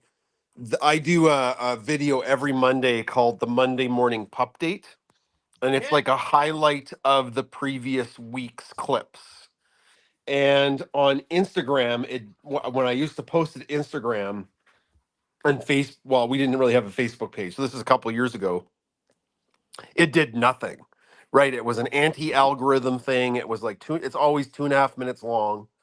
Nobody on Instagram was watching it. It takes a long time to make, but I kept at it. I kept posting it, and it found an audience of people that liked it. So I did give up for a time on posting it on Instagram for like 6 months, and then I came back to it. And I'm like, you know what? I'm posting it on Twitter, and the fans on Twitter really like the Monday morning update. And I just kept posting it on Instagram. And even though it's not one of the top performing videos every week, it's grown. It's grown from, like, only a couple thousand people viewing it, to between 20 and 60,000 people. But and it's not ever going to be one of our top performing videos, but people have found it. Our super fans like it. The people that follow us, they like that. So sometimes you have to stick with stuff that is good, and it will find an audience. Mike has actually asked some pretty interesting questions here, and that is, how do you deal with the short attention span in our attention economy? This is a great question. You'd be right on point for this, wouldn't you, Jason? Um, yeah, like there are people on social media that teach hooks. The lady that when I was trying to get better at reels, I did do her course and I found it really useful. Just the psychology of getting people's eyeballs on your content right away. I don't do it always because I find if the video is good enough, it will get the eyeballs, but you do need some kind of text right away and some kind of like immediate reason why people should watch it. Um, so if you're cutting together a video and like say the payoff of the video, the thing happens halfway through it, the dog or cat does something funny. I got to speak from what I do, right? Or whatever. You take that clip and you put it at the front Ah, so it bingo. flashes Yeah. on the screen for a second, Ah, and yeah. then people are like, "What?" And then they watch. Then it cuts to the start of it, and people are like, "Oh, it's coming! It's in the video somewhere." So I don't like doing that because that's not good storytelling. If you've ever read a book, you don't when you open the book, you don't read the most exciting part of the book for a page and then it goes away.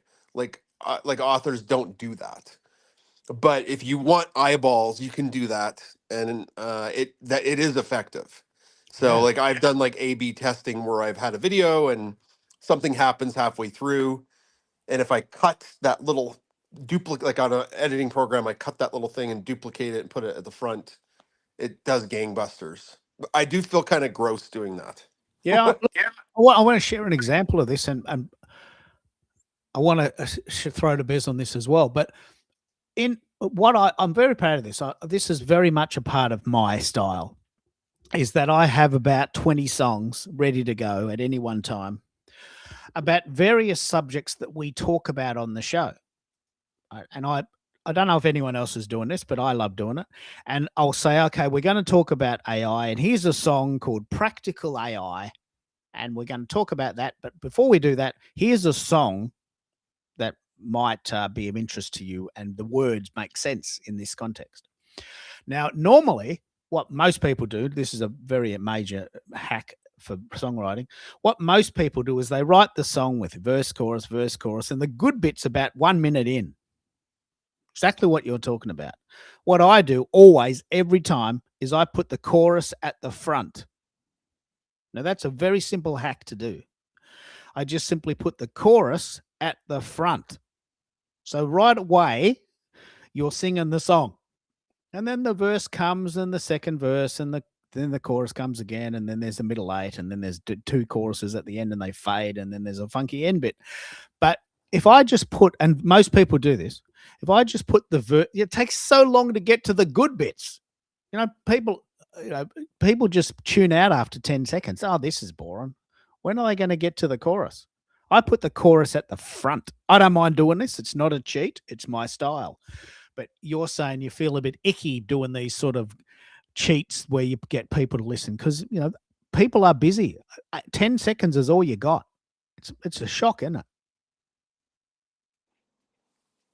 Yeah, What do you think, Jeff? you can also like with good text, like if you have a good text hook, like I don't know, dog gets karma in dog gets karma in 50 seconds. People are like, oh, I wonder what's gonna happen to the dog. So they'll watch instead of like front loading the exciting bit. It can backfire on you if you do that too much.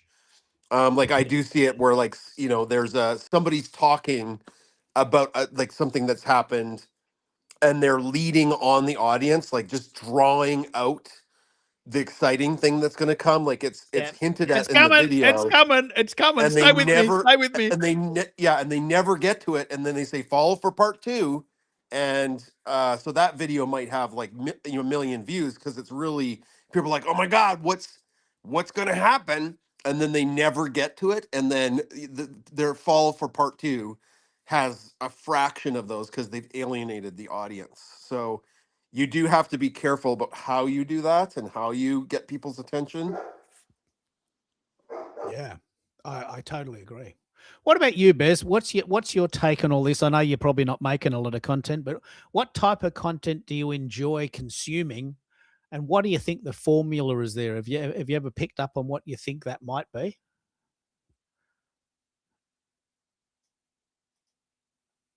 Is it Bez is probably out and about, maybe walking the dogs. Can we just chat about where you put it and which site works best for you, Jason? Is it Instagram? Is it TikTok? Is it Snapchat? Is it YouTube? Bit of everything. I'd love to hear this specific answer. What is the best place to put your content for you? Yeah, like right now I'd say the meta platforms for us. Yep. Instagram and Facebook. You can have videos on TikTok that do the best if the algorithm deems it worthy. I find Instagram and Facebook, if a video is well done, it will. Beaker's a little upset. Video, your video will find an audience, and it's a slower burn. Whereas TikTok, it like rockets. Like if you have a banger of a video on TikTok, you go from like nobody seeing it in 5 minutes to 1 million people by the end of the day. Like it can happen that fast for really, really powerful stuff. Whereas Instagram, it'll build over a week to huge views. So I have not quite figured out the algorithm for TikTok. So we put our stuff on Instagram and Facebook, and my accounts are linked. So what I post on Instagram goes to Facebook. So it saves me a lot of time. Yeah. Do you use Threads as well? Oh yeah, it's linked to that too. What is it like now? I don't have time. It just goes there, and I hope. Oh, okay. Like Yeah, fair enough. it's all linked. I know our Threads account has grown. You're listening to DalekRadio.com. Now, Bez, this is a very important point. I don't know if you're there, but this is a very important point. We've worked out that Canadians, in general, which is a huge generalization, have terrible internet, right? And over the course of the last few weeks, every Canadian that's rung in has had trouble, right? And so I've coined the phrase Dalek Radio, and I've written an article about this and how to solve it. And because Jason rings in on his phone because it's convenient to do. Is there a way of connecting to Wi-Fi in this format, or is it just not convenient to plug everything in? Oh no, I'm on our Wi-Fi right now, but like we live on a farm out of major rural centers, so I'm on Starlink. So we don't have wired internet here. It's our internet is by Starlink. It's better than what we used to have. Yeah. What I'm really interested in is, do you ever do live content, or do you find the pre-recorded content works better for you? The pre-recorded stuff does way better. I do the occasional live where like I'll be out walking the dogs. But if I'm not on, like if I'm using cellular data where I'm not hooked into Wi-Fi, like the picture and the sound is terrible. At least where we are in the world. Maybe it's better if you're like in downtown Toronto or Melbourne. I don't know, but so I do it and people enjoy it, but like the picture quality is awful. Yeah, it's very interesting because yesterday's show was very good, but I'm not getting the engagement, and I don't mind doing it. But when I look at the numbers, I feel a bit flat. I think I just spent 4 hours of my life doing that. I had fun doing it. The show was valuable, but the engagement is not commensurate with my effort. And given that you're having such a great result from pre-recording, what I'm actually going to do in July, and I don't know if you've tried this, but I'm actually going to use Substack Studio. And I'm going to pre-record my interviews in July and then try and see whether that works better. There's going to actually be quite a few advantages here for me. Which have you tried it? Have you tried Substack Studio? Have you heard of it? I have not used it. Yeah. I use edits to edit my videos. That's my favorite, and sometimes I use CapCut. So if Substack Studio is an editing program, I have not used it, or Yeah. maybe it's different. Substack Studio was basically came out of Substack, the live streaming format. So Substack's live streaming format is quite basic. What did I call it? Substack. I called it Substack Direct. And you can have up to two. It's an interview format, whether either you're talking into the camera or you can have other people talking. You can have up to two people talking, right? And I did this with Bez a couple of weeks ago. And so what I'm going to do, and jump back in when you're ready, Bez, there's plenty of time. I am noticing that the engagement on the live shows is very poor. Right. So what I'm going to do is I'm going to experiment to see whether I could get the same amount of fun at a pre-recording interviews with the same people that are on the live shows, but not go through the live component. Right. Now, there's several advantages here for me. One is people are always late. Like when I did this show and I was seriously thinking of giving up because I was talking to myself for 37 minutes. 37 minutes I was talking to myself. And I said, look, I've got enough songs to last an hour, but then I'm going to stop because there is no point in just talking to myself for an hour if no one's listening, right? So with Substack Studio, they now have a pre-recording format for interviews, right? And I'm going to play with it. Do you still do interviews with other people, or are you mainly a solo creator now? For the science podcast, I do interview people. It's audio only, so no video component, and then it's part of my podcast. Yeah, it's a podcast. So, yeah. Yeah, occasionally we do have guests on a live show. It's actually really fun when we do, and usually if my advertising is on point, we do get a big bump in people that listen if we have a live guest. It's just time. I just run out of time to book people like that. Like they're out there and they want to do the live shows as guests, but I just run out of time. Yeah. Okay. So your challenge is not the audience; it's the time to do these shows. Mm-hmm. Yeah. Now let me just pick up on this because this is very important.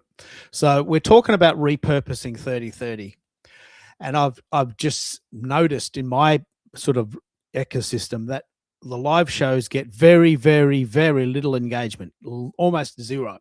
Now that's very debilitating to me because I've got an ego the size of the house, and I'm looking for my dopamine hit, and I'm thinking I could have just gone to the beach and had a latte today. There's no one there either. There's no one at the beach. I could have talked to no one at the beach as opposed to talk to no one here. And a couple of times I have done the whole show and no one turned up. So what I'm going to do in July, I'm very excited about this. I'm actually going to start interviewing people on Monday, Tuesday, Wednesday. I can be pretty flexible with the time. It doesn't have to be live. If they're late, it's okay. I can brainstorm the content, brainstorm the sound, because the hardest thing about going live, this is the hardest thing that most people don't know unless you're doing it. People turn up late and they sound shit, right? They are my two pet hates in the world. If you're going to come on time. And if you're going to come on time, come beforehand so we can do a sound check. Right? So people turn up half an hour later and they wander in and then they turn their mic on and go, "Can you hear me?" I said, "Well, maybe you can't. What's going on there? You're in a noisy room. You're at the airport." "Oh, mate, I'm just on my laptop. Just pulled it out. I'm in a cafe. Can you hear me?" And I'm starting to get a bit sick of it. So what I've decided is I'm going to do these live streaming pre-records. They're not really even live anymore. And then I'll just edit the sound and they'll sound great. And I'm hoping that that will still inspire my creative genius, my creative genes.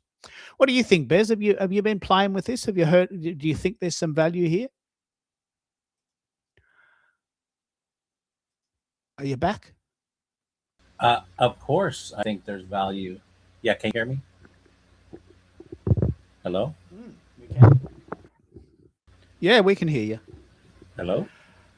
So have you played around with it? Okay. You can't hear us. Um, with Have you played around I with it? can hear you. Yeah. With what? We're talking about Substack Studio. Haven't you been listening? Hello? Oh, no. Oh, I actually have been. I'm sorry. I thought we were having little technical difficulties. So you're saying, have you played? I was like, okay, what are you talking about? We were talking about Substack Studio. Okay, going back to Substack Studio. I have gone in there, looked around. I haven't done a live from there. So I can't really speak much to it. I have looked at the podcasting feature.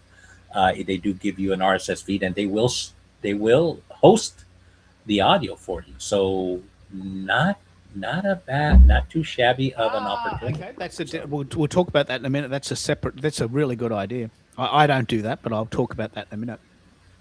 What Substack Studio does, Bez, which is very, very cool, is you can pre-record interviews on Substack Studio and then use the Substack Studio editing suite to create smaller videos with subtitles.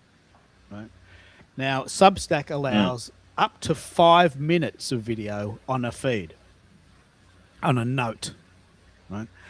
And then you could do a blog post you're right. about. Okay. Yeah, so that's what I'm going to do in July. Now, what I'm doing in July is I'm setting aside Mondays, Tuesdays, and Wednesdays for me, the day before in the US and Canada. And because it's not live, I can go slightly earlier or I can go slightly later because I'm not restricted by time. Like the show starts at 10 o'clock. Mhm. I can't make it earlier. I can't make it later. It starts at 10 o'clock, right? So, but with this Substack Studio feature, it's extremely useful, but quite basic.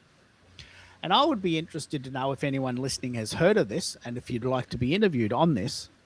And as you can see, Bez, we had a bit of a play with it about a month ago, didn't we? Yeah. Yeah. Now, I'm sounds interesting. I have a few ideas from what you're just telling me because I'm going down another. I'm connecting the dots in a lot of what I've been doing over the last couple of years and bringing it all together. So things are starting to become clear. It's sometimes funny, like you're going down a path don't really know you. It's like, how is this going to connect? But I really enjoy it, and then now you're like, oh, this is the path forward, and this is how. So I'm sort of going through a journey like that. yeah, there's no right or wrong and answer. It'll all snap more to together. come around that. But why don't we pick up on the idea of podcasting? I'll come back to Substack podcasting, which is a very unique and quite cool idea. But how do you do your podcast, Jason? Can you explain your process? Did you say you use Podbean? Do I remember you saying you use Podbean, or do you use Spreaker, or what do you use? Our hosting site is Buzzsprout. Buzzsprout. Is That's that right. what you're asking? Yep. Yeah. Buzzsprout. Yep. I don't know if one is better than the other, to be honest with you. Like they all get your RSS feed everywhere. Maybe somebody will educate me, like, oh man, this one's so much better than the others. But I've been really happy with Buzzsprout. They have a couple cool things that saves me a lot of time.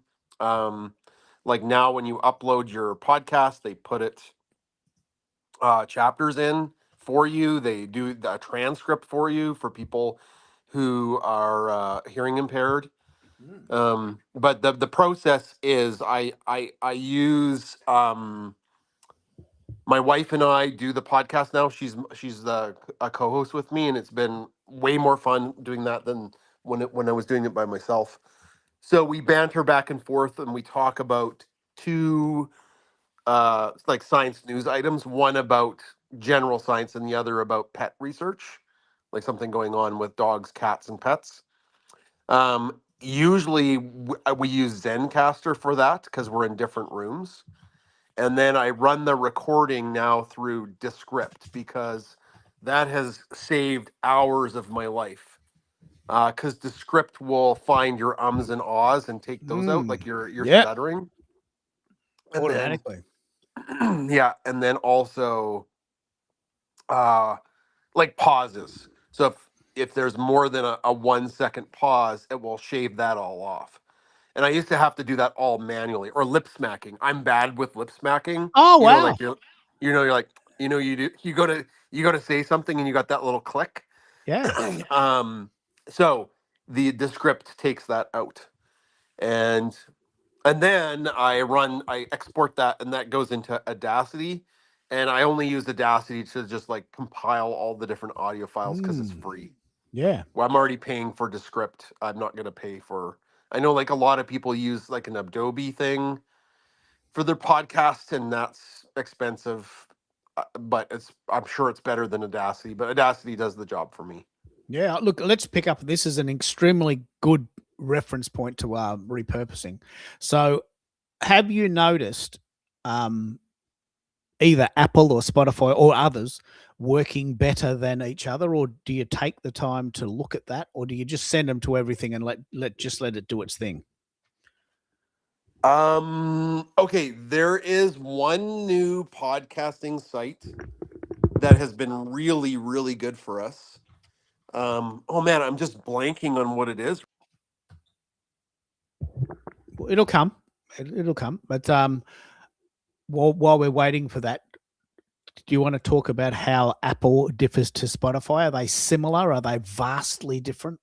While we're waiting for that really brand new one, I'll come back to that. I've lost the signal.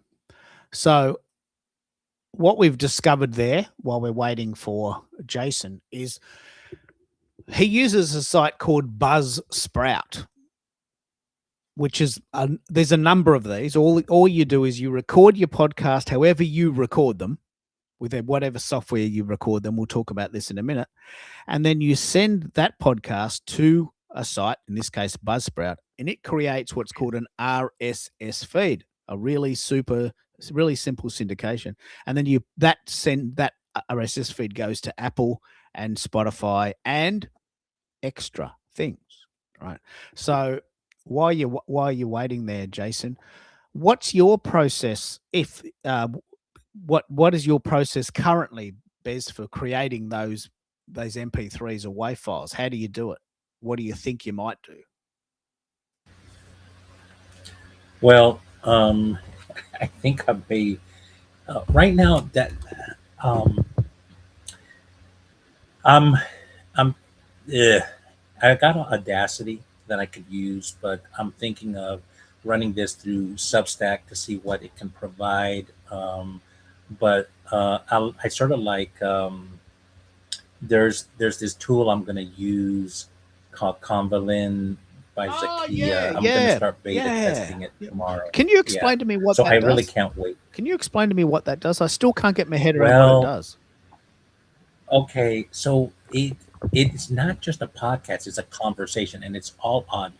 Okay, so it's not video. And I think that's pretty smart because there's a lot of other apps that do video. But hers, what I like about it, it addresses pre-production, production, and post-production that includes even putting your podcast on a web page, sort of like Pod Page, and even doing social media posts and getting it out there to promote very quickly.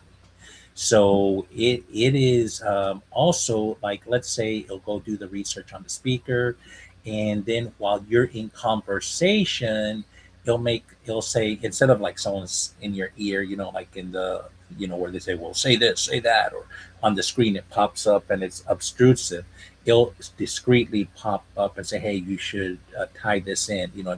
It was something in his research and what you're talking about.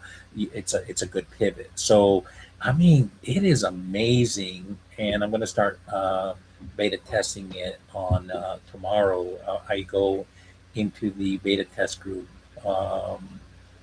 meeting tomorrow, so I'm pretty excited about And that. you need an RSS feed for that, don't you? Yeah, but I can get an RSS feed. I mean, that's, I mean, I could get it on Substack. I can get it wherever, and just, you know, the RSS feed is not going to be the problem. Really, the problem is where you're going to host it, right? And so I guess that's what I'm wondering if this addresses that. And so that's a good question. I'll be asking that tomorrow. Where is this going to be hosted? You know.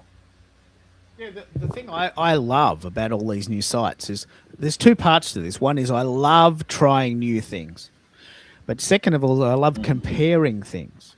So I had a mhm, podcast. I've been podcasting since 2008. So I had a podcast in 2015 that was sent to iTunes, and it went pretty well. This is before Spotify really took off, mhm. but I would be interested to know, just hypothetically, if you did a podcast and you sent it to these various sites, which ones go better? Right. I just can't see the point of doing anything if you don't know what's working. So I'm always asking the question. I've sent this show to Substack, to YouTube, and to LinkedIn. I've had four listeners on Substack. Four. I'm seriously asking whether that's even worth doing. Four people. What? Wait, for listeners, Four, yeah. And so, listen to the podcast. no, I've listened to this show today. Oh, okay, Yeah. all right, So gotcha. so I've got four people listening here, eight people listening on YouTube, and maybe 28 on LinkedIn. Right? There's only one of me.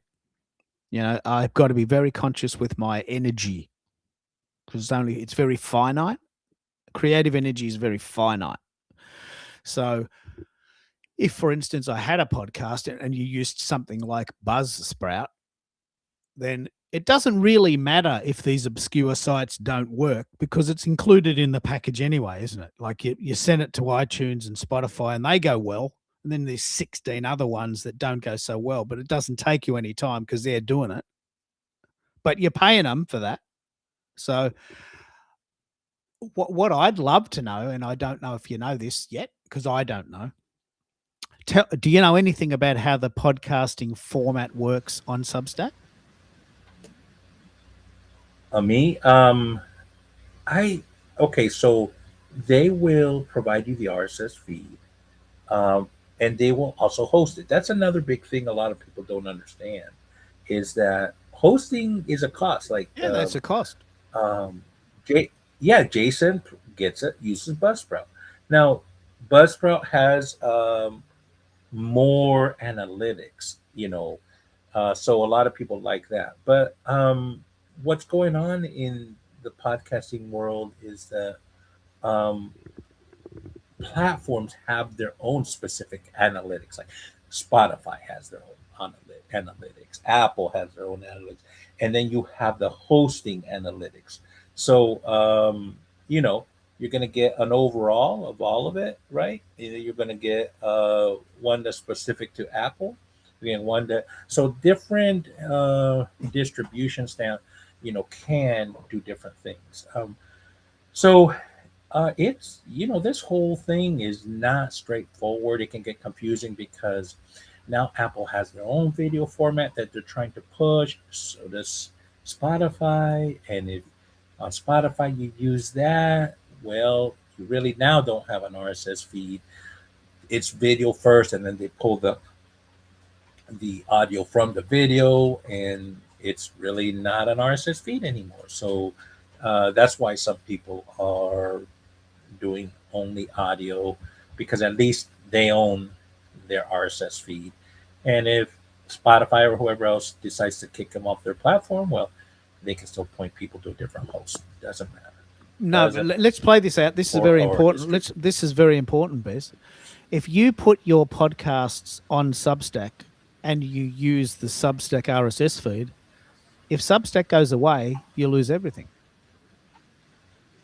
because it's No, a Substack. that's your RSS feed. No, it's the Substack RSS feed. If Substack goes away, No, they give you an RSS. Yeah, but they give you an RSS feed. that's right. But it feeds back to. Well, actually, that's a good question, because usually when you have an RSS feed, you own it. Or an RSS feed is a text file, and it tells the world where to point it, right? So it'll be interesting to see. That's a good question. No, I'm gonna it would be the ask case somebody. because I host my podcasts on on SoundCloud.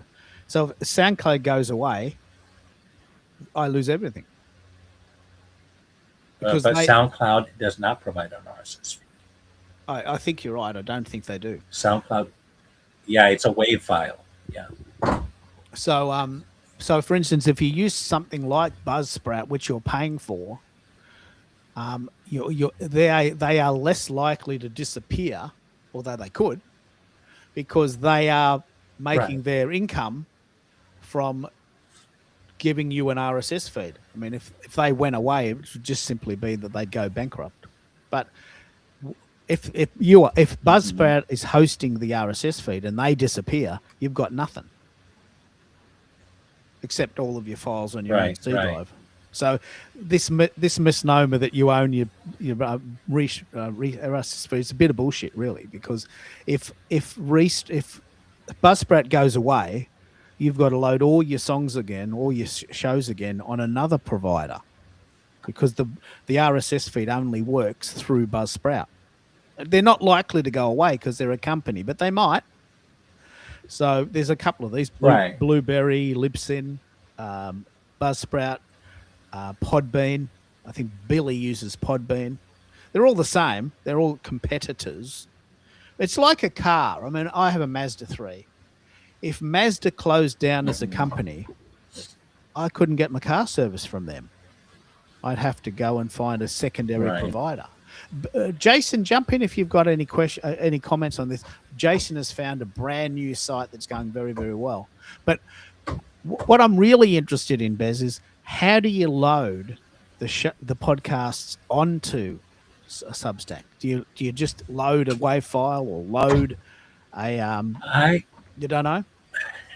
I have to go through the process, so I can't give you some learned lessons unless I actually do the thing. So more to come on that later. Yeah, it's a good idea. Jason, Billy uses Good Pods. That's the site, goodpods.com. I've heard of it. If you can, just give us a bit of an indication about what that does. What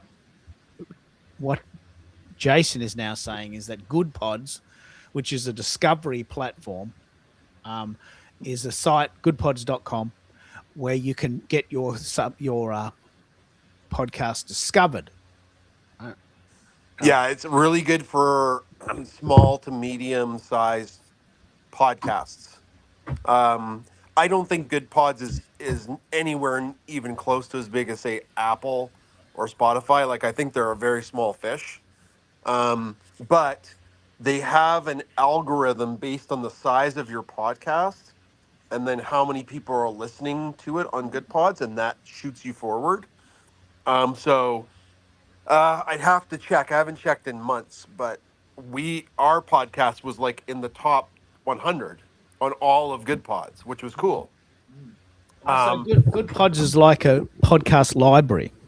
Yeah, well, it's like you listen to your podcast there, but it promotes the medium to small sized ones. Ah, wow. A little differently, right? Like whatever. Joe Rogan has a massive podcast, right?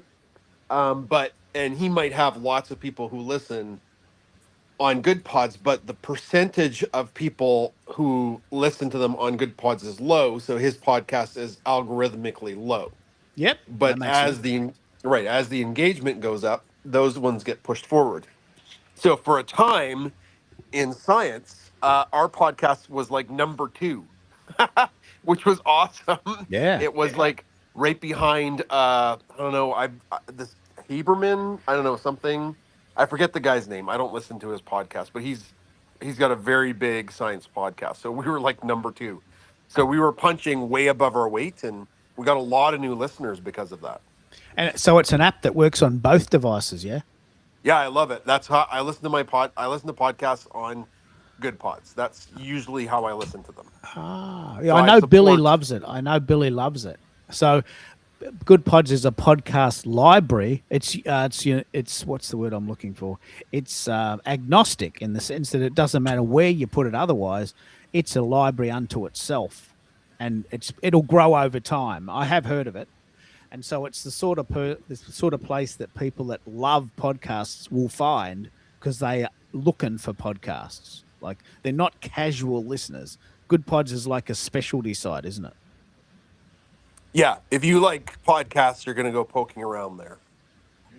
They're also pretty active on social media, so they go after the small to medium podcast hosts and like interact with you on social media, and they promote the small to medium. Like I've had an interview with the owner of Good Pods twice, and they've just asked me how are things are going, how could we improve the site, we'd like to promote you. So that's been cool too. So like when you open up Good Pods, my podcast was like the first thing you see. Like that you like to pay for that on Apple. I don't know how many millions of dollars Yeah. you'd have to Cool. pay if you open up Apple Podcasts or Spotify, and then your podcast is the first thing people see. So that's very cool. And what sort of podcasts do you listen to there? I'm a nerd, so I listen to nerdy podcasts. There's a science one called The Skeptic's Guide. I love those guys, and a lady who's on it. Um, uh, have you heard? Conan O'Brien has one called Conan O'Brien Needs a Friend. Oh yeah, I have heard of this. I have heard of this. Anyways, I'm a huge Conan O'Brien fan. And I got addicted to The Office Ladies. It's the 2 actresses from The Office retelling stories from every episode of The Office because I love that. My whole family, like we love The Office, and usually every year we rewatch The Office from start to finish. So it's Jenna Fisher and Angela Kinsley. Anyways, yeah, they have. So those are just some. Yeah, I'm trying to find some stats. There's no stats on how many people use Good Pods for podcasts, but my gut feeling, like anything that's specialty, if you really love podcasts, you'd probably go to Good Pods for that. Because I mean, Spotify, I use Spotify, but I don't listen to podcasts. I listen to music. Spotify is for music and podcasts and audiobooks and right.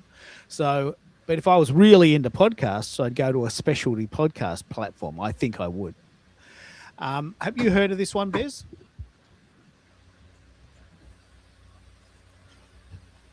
Yeah, you mean Good Pods? Yes, I've heard of Good Pods. I know a long time ago I was on it, but it's just it's basically where do you want to listen to it, and so I've been using mainly just the Apple Podcast, but I've been transitioning to some of my podcasts over on Spotify. It's you can actually engage with the podcast, and I don't know if they say you can leave comments and stuff, which is cool. Right there on the podcast itself. Yeah. I don't And know if what you guys types know of that. podcasts what sort of podcasts do you listen to, and what's your routine for that? Because I don't listen to podcasts, so I'm not in the podcast world. I have to ask people what they do because I don't do it. But what sort of podcasts do you listen to, and where do you listen to them? Okay, so there's one about on Spotify I listen to that's about it's a because it's pretty much the only one I really listen to Spotify on, but it's about how to use podcasts as a like using your podcast like as either a funnel or where you can run a summit. a summit with a podcast without video or anything, and it's really fascinating. I'm trying to get in there right now. It's Apple's not, not behaving nicely with me. On Apple Podcasts, I listen to anything from This American Life, which was the first podcast that I ever listened to years ago. Introduced to me by a friend back in the early days, and then I'll listen Latino USA by Maria Hinojosa, and she reports about the Latino community and what's going on. So I'm a big fan of that.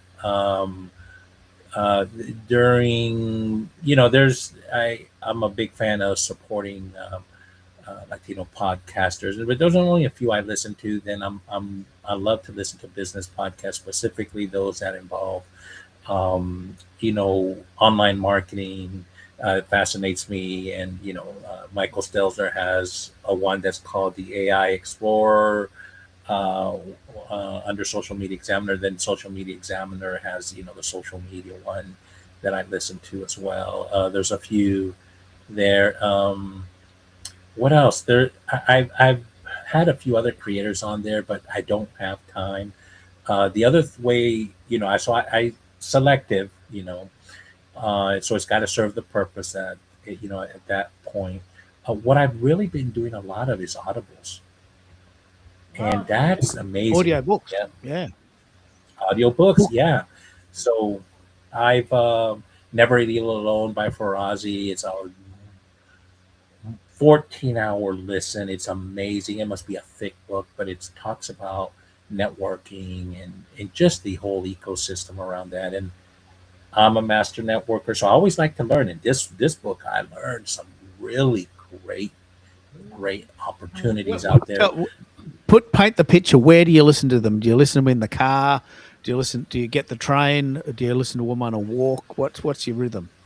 It can be anywhere. I could be taking a shower listening to it. I could be, um, you know, it could be, I'm walking. It could be in the car. I mean, I'm just a huge fan of podcasts because I can segment exactly the topic I want. And Yeah. and to me, I'm a lifelong learner. I love to learn new things. I love to learn things I'm interested in. Um, and But Spotify has some cool features, where you can leave comments. I don't know if people are really looking at that, the creators, but I think, it, it's, Jason, on YouTube, people leave comments, and on some of these other platforms like Facebook or LinkedIn Live, and it's cool to comment back. And Meta's paying money, and if you start engaging, I just went on some of your posts and I saw that you engage quite a bit, and I think that's smart because that just increases the engagement and activity on your post. And I'm getting a few dollars on just accidentally, so you must do pretty good if you're getting 1 million views. That's amazing, man. So yeah. And you listen to audio books a lot too, Jason. Could you really just pick up on that idea? Yeah, I have to go in about 5 minutes, Keith. Yeah, no worries. Video. Yep, I have yep, to that's finish all the right. video for a brand deal that we're working with. Yeah. Um, well, I do love learning. Like Bez makes a good point. I am so curious and I love to learn new things. So, but I've been addicted to audiobooks in the last couple months. It started with Project Hail Mary. I don't know if you guys have watched that in the movie, that blockbuster movie with Ryan Gosling that came out, but that book was just like it got me back into reading. Like I took such a break from reading, and then, Wow. yeah. And then there's a new series that is outlandish, but I have fallen in love with it, called Dungeon Crawler Carl. And the audiobooks are just to die for good. So I think what I'm using the audiobooks now for, because I'm so busy and I maybe don't have time to watch TV or scroll for my own amusement, is I'm when I'm in driving to work or mowing the lawn or walking the dog, it's my entertainment, right? So it's the Yeah. way I can unwind. There's plenty of Yeah. opportunities if you're out and about to do that. It's very interesting, and it fits perfectly with what we're saying. We're talking about repurposing 30/30. So if Bez, this is possibly a question for you. in the sense that you might want to know where to put these things. What you do in your personal time will inform that. I don't do podcasts because I don't listen to them. I don't want to. That's not relevant to me. But I love reading articles. I love reading articles about these things. That's how I get information. But if you love listening to podcasts and audiobooks, that will inform what you want to do. Yeah. Yeah, 'Cause- I agree with that. Yeah. All right. So Jason's got to go. We'll keep it going. I'll give you a really good example. When Americo said, "Oh, look, I've got this song called Be Seen, Be Real, Be Remembered," right? I said, okay, well, I'll write a song about that, but I'll write 22 versions of it based on my favorite music genres. Now, I wouldn't have been able to do that if I didn't listen to music. So I said, okay, can I make this sound like Diana Krall, jazz pianist, singer? Can I make this sound like Donna Summer? Can I make this sound like Nirvana? I'm really into music. Like, I listen to music all the time. Where you would listen to a podcast or an audiobook, I would listen to music. So, I'll listen to, say, Shinedown, which is our favorite band at the moment, and they're being supported by an English band called Bush. So we're listening to them because we're going to their gig soon. And I would use Suno to say, can I make this song sound like Shinedown? And it's a great challenge. So if you know that you love podcasts, you could say to yourself, can I make my podcast as good as ... And you've got a reference point there. Right. Like, I'll give you a really good example of this. Carol comes back from work one day, and there's this podcast here called Awesome Retirement. I can't remember exactly what it's called, but it's about retiring with enough money, but also enough to do. So don't just quit your job and do nothing. You've got to do something, but you've also got to have enough money to pay for it. So it's called Epic Retirement. It's called Epic Retirement. So there's a book about it, and it's called Epic Retirement. It's the #1 podcast in Australia because Aussies just can't wait to retire. That's what we work for. And so she comes home from work, and she listened to this podcast about retirement. And the content of the podcast was, when you hit 50, you're going to get a bit flabby.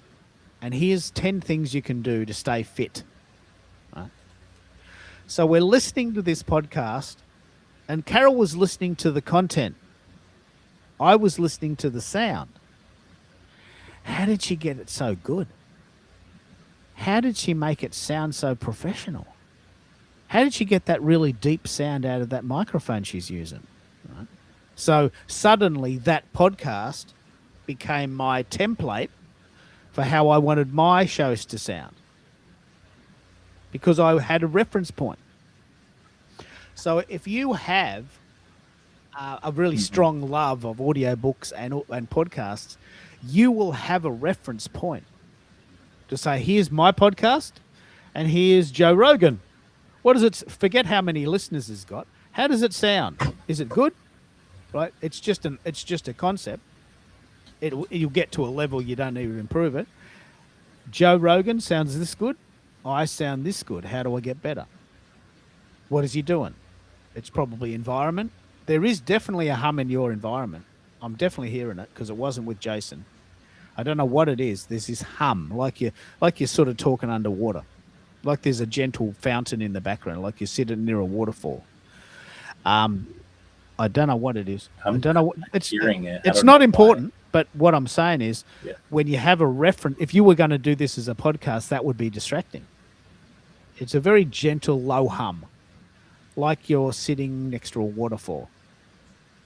And it's I don't hear that at all. I mean, I'm trying to listen for it, but I'm not hearing that's all right. anything like that. You can possibly listen to it in the replay. But why I asked this question about, and I guess it makes sense, what is your best performing content? But more importantly than this, I actually think this is probably the more important concept.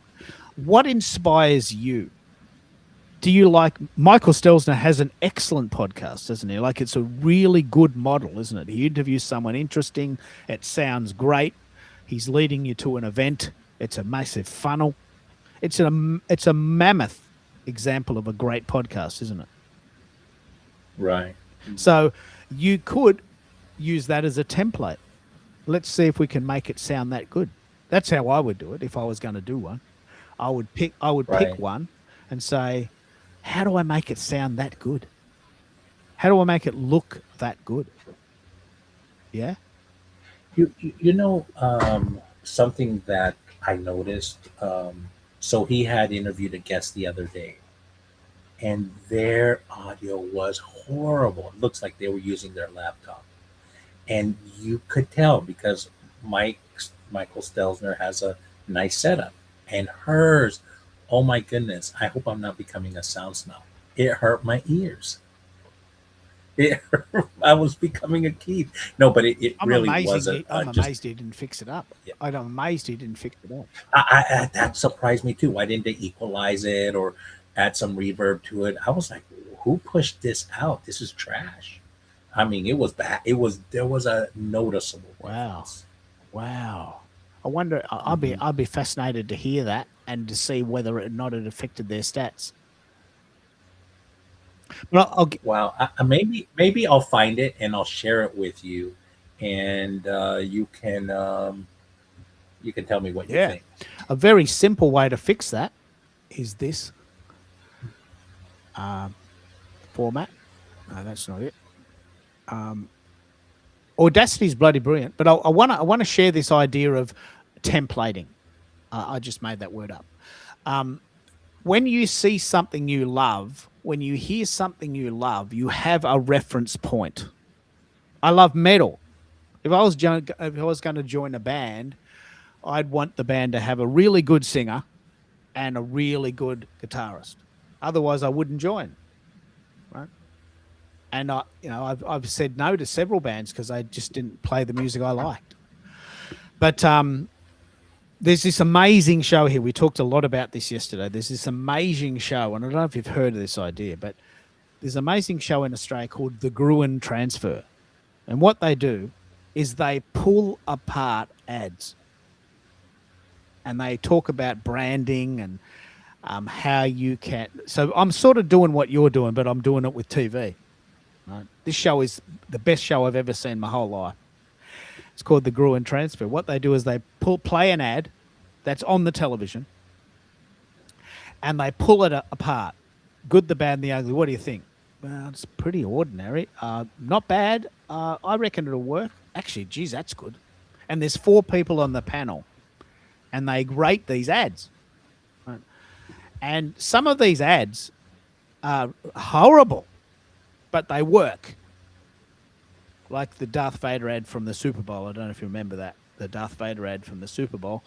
But Yes. that cost them about $300 million. Fucking fantastic ad. Do you remember the ad where the little kid was trying to get the Audi to start? Was it an Audi? Yes. Volkswagen, a Volkswagen Passat. And the dad just sits in the kitchen, starts the motor, and the kid just almost flies to the moon. I did it! Hey, the force be with you. Get a Volkswagen Passat. So I don't know if it sold any cars, but as a piece of content, it's bloody brilliant. And Yeah. so I'm that's probably true. doing what you're doing, but I just do it differently. I do it with TV because I love TV. I love it. I could watch TV I do. We watch TV every night. I could do it all day if I had to. If I don't do these shows, I might even. Actually, I'm halfway through a Nickelback doco. I might watch the rest of that today. But I could watch TV all day. I love it. And so, See, I don't. I rather work on what I'm building, and that's just me. It's just I'm in that mode of trying to build a few special things. well, let's here. have a So, let's play with that. What's the difference between a factual TV show, a doco, and a podcast? Mhm. I mean, it's probably the same thing if you strip out the video, you know. But usually, a documentary, it's for they're showing a video and a narrative that matches the video. You cannot do that on audio. You can't say, "Ah, look Yeah, at of the course. beautiful But sky." isn't it the same purpose? Well, yeah, you can say it's the same purpose. It's to entertain, educate, or whatever. I mean, there's a reason why people put content out. There's a right? really great, I don't know if you know, like her, but there's a 3-part documentary about Kylie Minogue on Netflix. Who? Kylie Minogue. Who's that? What? Just You please said- say that again.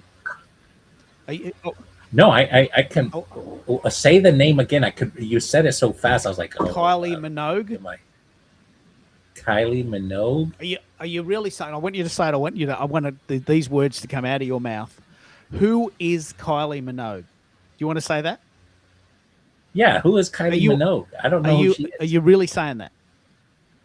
I am. Who's that?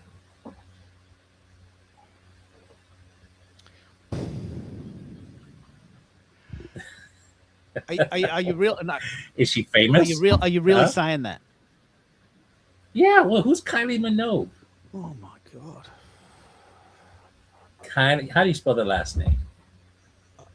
She is the most famous Australian singer ever. She is the Taylor Swift of Australia. Hang on. I can't believe it. I can't believe. Well, what kind of music is it? Oh, actually, your music. Kylie. I can't believe that. You've never heard of Kylie Minogue. Okay, Australian singer. Is an Australian singer, Princess of Pop. Oh, wait, 1988. Okay, well, you're taking me back. Can't get out of my head. Locomotion. I should be so lucky. I remember her, but you say it different. Oh, yeah. I know who she is. That's all right. Oh, yeah. Anyway, so on Netflix, let's pick up on this. I'm really fascinated by this. Are podcasts the same as documentaries? There's this 3-part documentary on Kylie Minogue. Now, to your point, she has sold more records than any female Australian ever in the history of the world. Ever. She's got about 26 number 1 hits. I'll Google this in a minute, but there's no other Australian person, probably of either genre, of either sex, and either genre, that has sold more records than Kylie Minogue. Right? She lives in Melbourne. She's from Melbourne. She lives, about 10 minutes from my house, but it's a big house, so I wouldn't get in there. But she's our age, like she was so famous. Anyway. That's not important. What's important is that there's a 3-part documentary on Netflix about her, right? And we watched it and we loved it because it talked about her life. She's it's Caulfield. That's right. She's born in Caulfield, like 10 minutes from my house. Might even go and have a look at that house. I don't know. Better not. Sure, I'll get accused of stalking, but. What I'm interested in, Bez, is not the content, the idea that there's a doco on Netflix, 3 one-hour episodes that tell the whole story of Kylie Minogue. Now, I wouldn't have listened to that as a podcast, but I'm very happy to watch it as a TV show. Right? And even the word TV has this sort of misnomer about it, about these fluffy little bullshit TV shows where they just talk about nothing. Like Sex and the City, say. Just nothing shows. I might get into trouble for saying that, but I can't see myself watching that show. But I've seen many docos. In fact, we're halfway, as I said, I'm halfway through a Nickelback doc. You've heard of Nickelback yet? Yeah, I have. So Nickelback are a band that started in Alberta, about 10 minutes away from where Jason lives. And they've had the best-selling album of all time, right? And they talk about that in the documentary. It goes an hour and a half. In a way, what you and I are doing is actually exactly the same, just a different format. I'm hearing the lead singer from Nickelback talk about how the band formed and when they had their big hits and how it feels to tour and how they had to sack the drummer and how he nearly died and how he, the bass player had a stroke and all these things. That must be what it is like to listen to a podcast. You're learning things from real life. Yeah, I just prefer the visual format rather than the audio format. It's the same. Yeah, and I love Netflix. I just love it. We watch it every night for about 2 hours together. It's just a cup of tea and a quality time. Right. But you've often said that you don't watch TV at all, do you? No, not really. It's not your format, is it? It's just see it more of a waste of time unless I'm just chilling out. Then Because you watch shows, not docos. It depends. I'll watch a documentary. Yeah. But isn't that the same as listening to a podcast? Yeah, but if I'm listening to a podcast, I may be doing something else at the same time. So you love trying you to love be, you love the multitasking. yeah. I remember having. It depends what I'm working at the time. Yeah. I remember chatting to someone, an American. This must be an American thing. And I said, we went for a walk on the beach last night. And the guy said, mate, isn't that a bit of a waste? Didn't you listen to a podcast? I said, no. I went for a walk with my wife on the beach. Yeah, but why wouldn't you have listened to a podcast while you were doing that? Why didn't you multitask? No. I would definitely enjoy to the fullest possible. And actually some podcasts, they're so good. I'll stop what I'm doing so I can take some notes or maybe really let it sink in. Yeah. And do you watch movies? Do you like movies? Yeah, I like movies. Yeah. So you could watch movies on TV. Yeah. I could. Yeah. I think the thing. I'll watch a show. I'll watch a show. It just all depends the mood I'm in. I mean, I don't make it a priority, there's other things right now that are more important to me. But when I'm relaxing, yeah, I'll spend some time vegetating. Yeah. I'm good with that. But we had America and I, have you been on America's show? I have not. Yeah. Americo and I, this is an amazing story. We need to tell this over and over and over again. So Americo was working with this big Universal conglomerate, and they outsourced some of their material to Ireland. Right? And they said a fundamental principle of our agreement is every time we send you a request, it must be done within 24 hours. Can you agree to that? Will you agree to that? I said, yeah, we can do that. So he would send them a response, and 2 days go by, and they go, where is it? Well, you said 24 hours, yeah? Yeah, well, it's now 2 days. He says, yeah, but I only work 8 hours a day. I'm not counting the time that I'm home. I can't be working when I'm sleeping. So to me, 24 hours is 3 8-hour days. Yeah, well, in America, mate, 24 hours is 24 hours. Where is it? Bloody just do it. And he goes, well, slow down. Right. We have work-life balance here. I go home with my wife and I have dinner and I have a sleep. I'm not pulling an all-nighter just to come do some bullshit task you've set me. We have work-life balance here. Like, it really hit him in the head. And it was a real conflict of interest, really, a real sort of cultural exchange.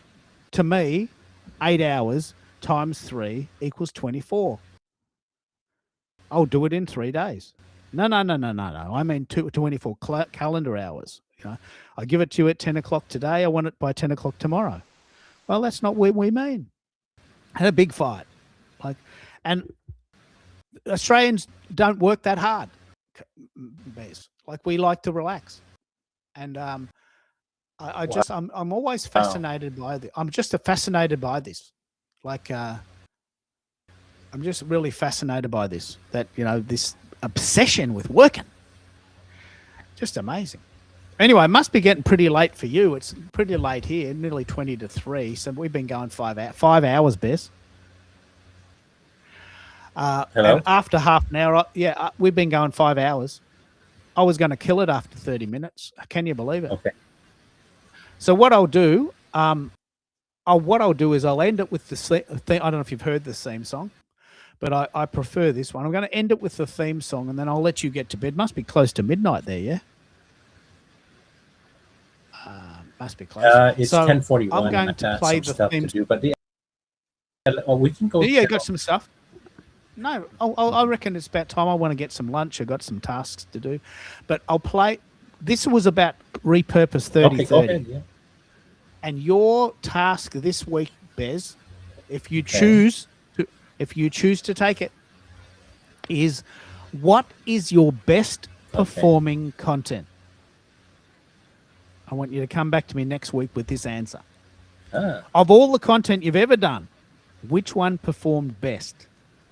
And let's have a chat about that in part 3, which is next week. So I'll finish it there with you're listening to Repurpose 3030. Okay.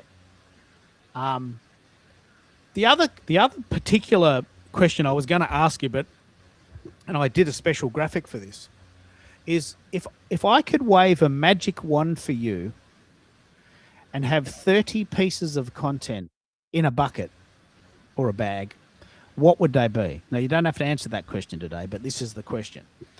If I could wave a magic wand and have 30 pieces of content and hand them to you, what would they be? And that's going to be your goal for the month of June. If you choose to take it, Mission Impossible. It's possibly a bit of a Mission Impossible in a way, because we're already halfway through June. But I just thought through our conversations that this was a very good question to ask. What content do you want to make? And let's just put it down on paper and let's do it. Because I've got that magic wand, and I'll help you do it. So anyway, I'll play this song. We'll finish it off. Yeah, I'll do that. And that's going to be part 2, which will be on YouTube. And I like this version. Let me know what you think. It's sort of a 70s rock vibe.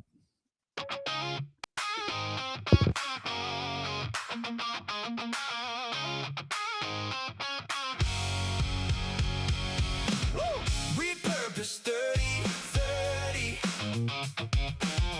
Every channel, every screen. From a moment to a movement. Make your content evergreen. Yeah. Got a post from last year still hitting like gold. Buried in the feed, but the story's still bold. Turn it to a video, spin it to a show. Same idea, new life, watch it overflow. Why start over when you already know there's a spark in the archive ready to glow?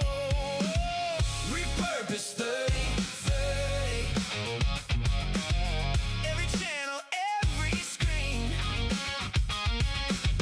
From a moment to a movement. Make your content evergreen. Blog to a podcast, click to a reel. Different kind of magic, but it's all the same feel. Scrolling different platforms, reaching new eyes. Same core message, just a new disguise. You don't need new when the old still shines. Just reshape the signal, multiply the lines. Repurpose 3030. Every channel, every screen. From a moment to a movement. Make your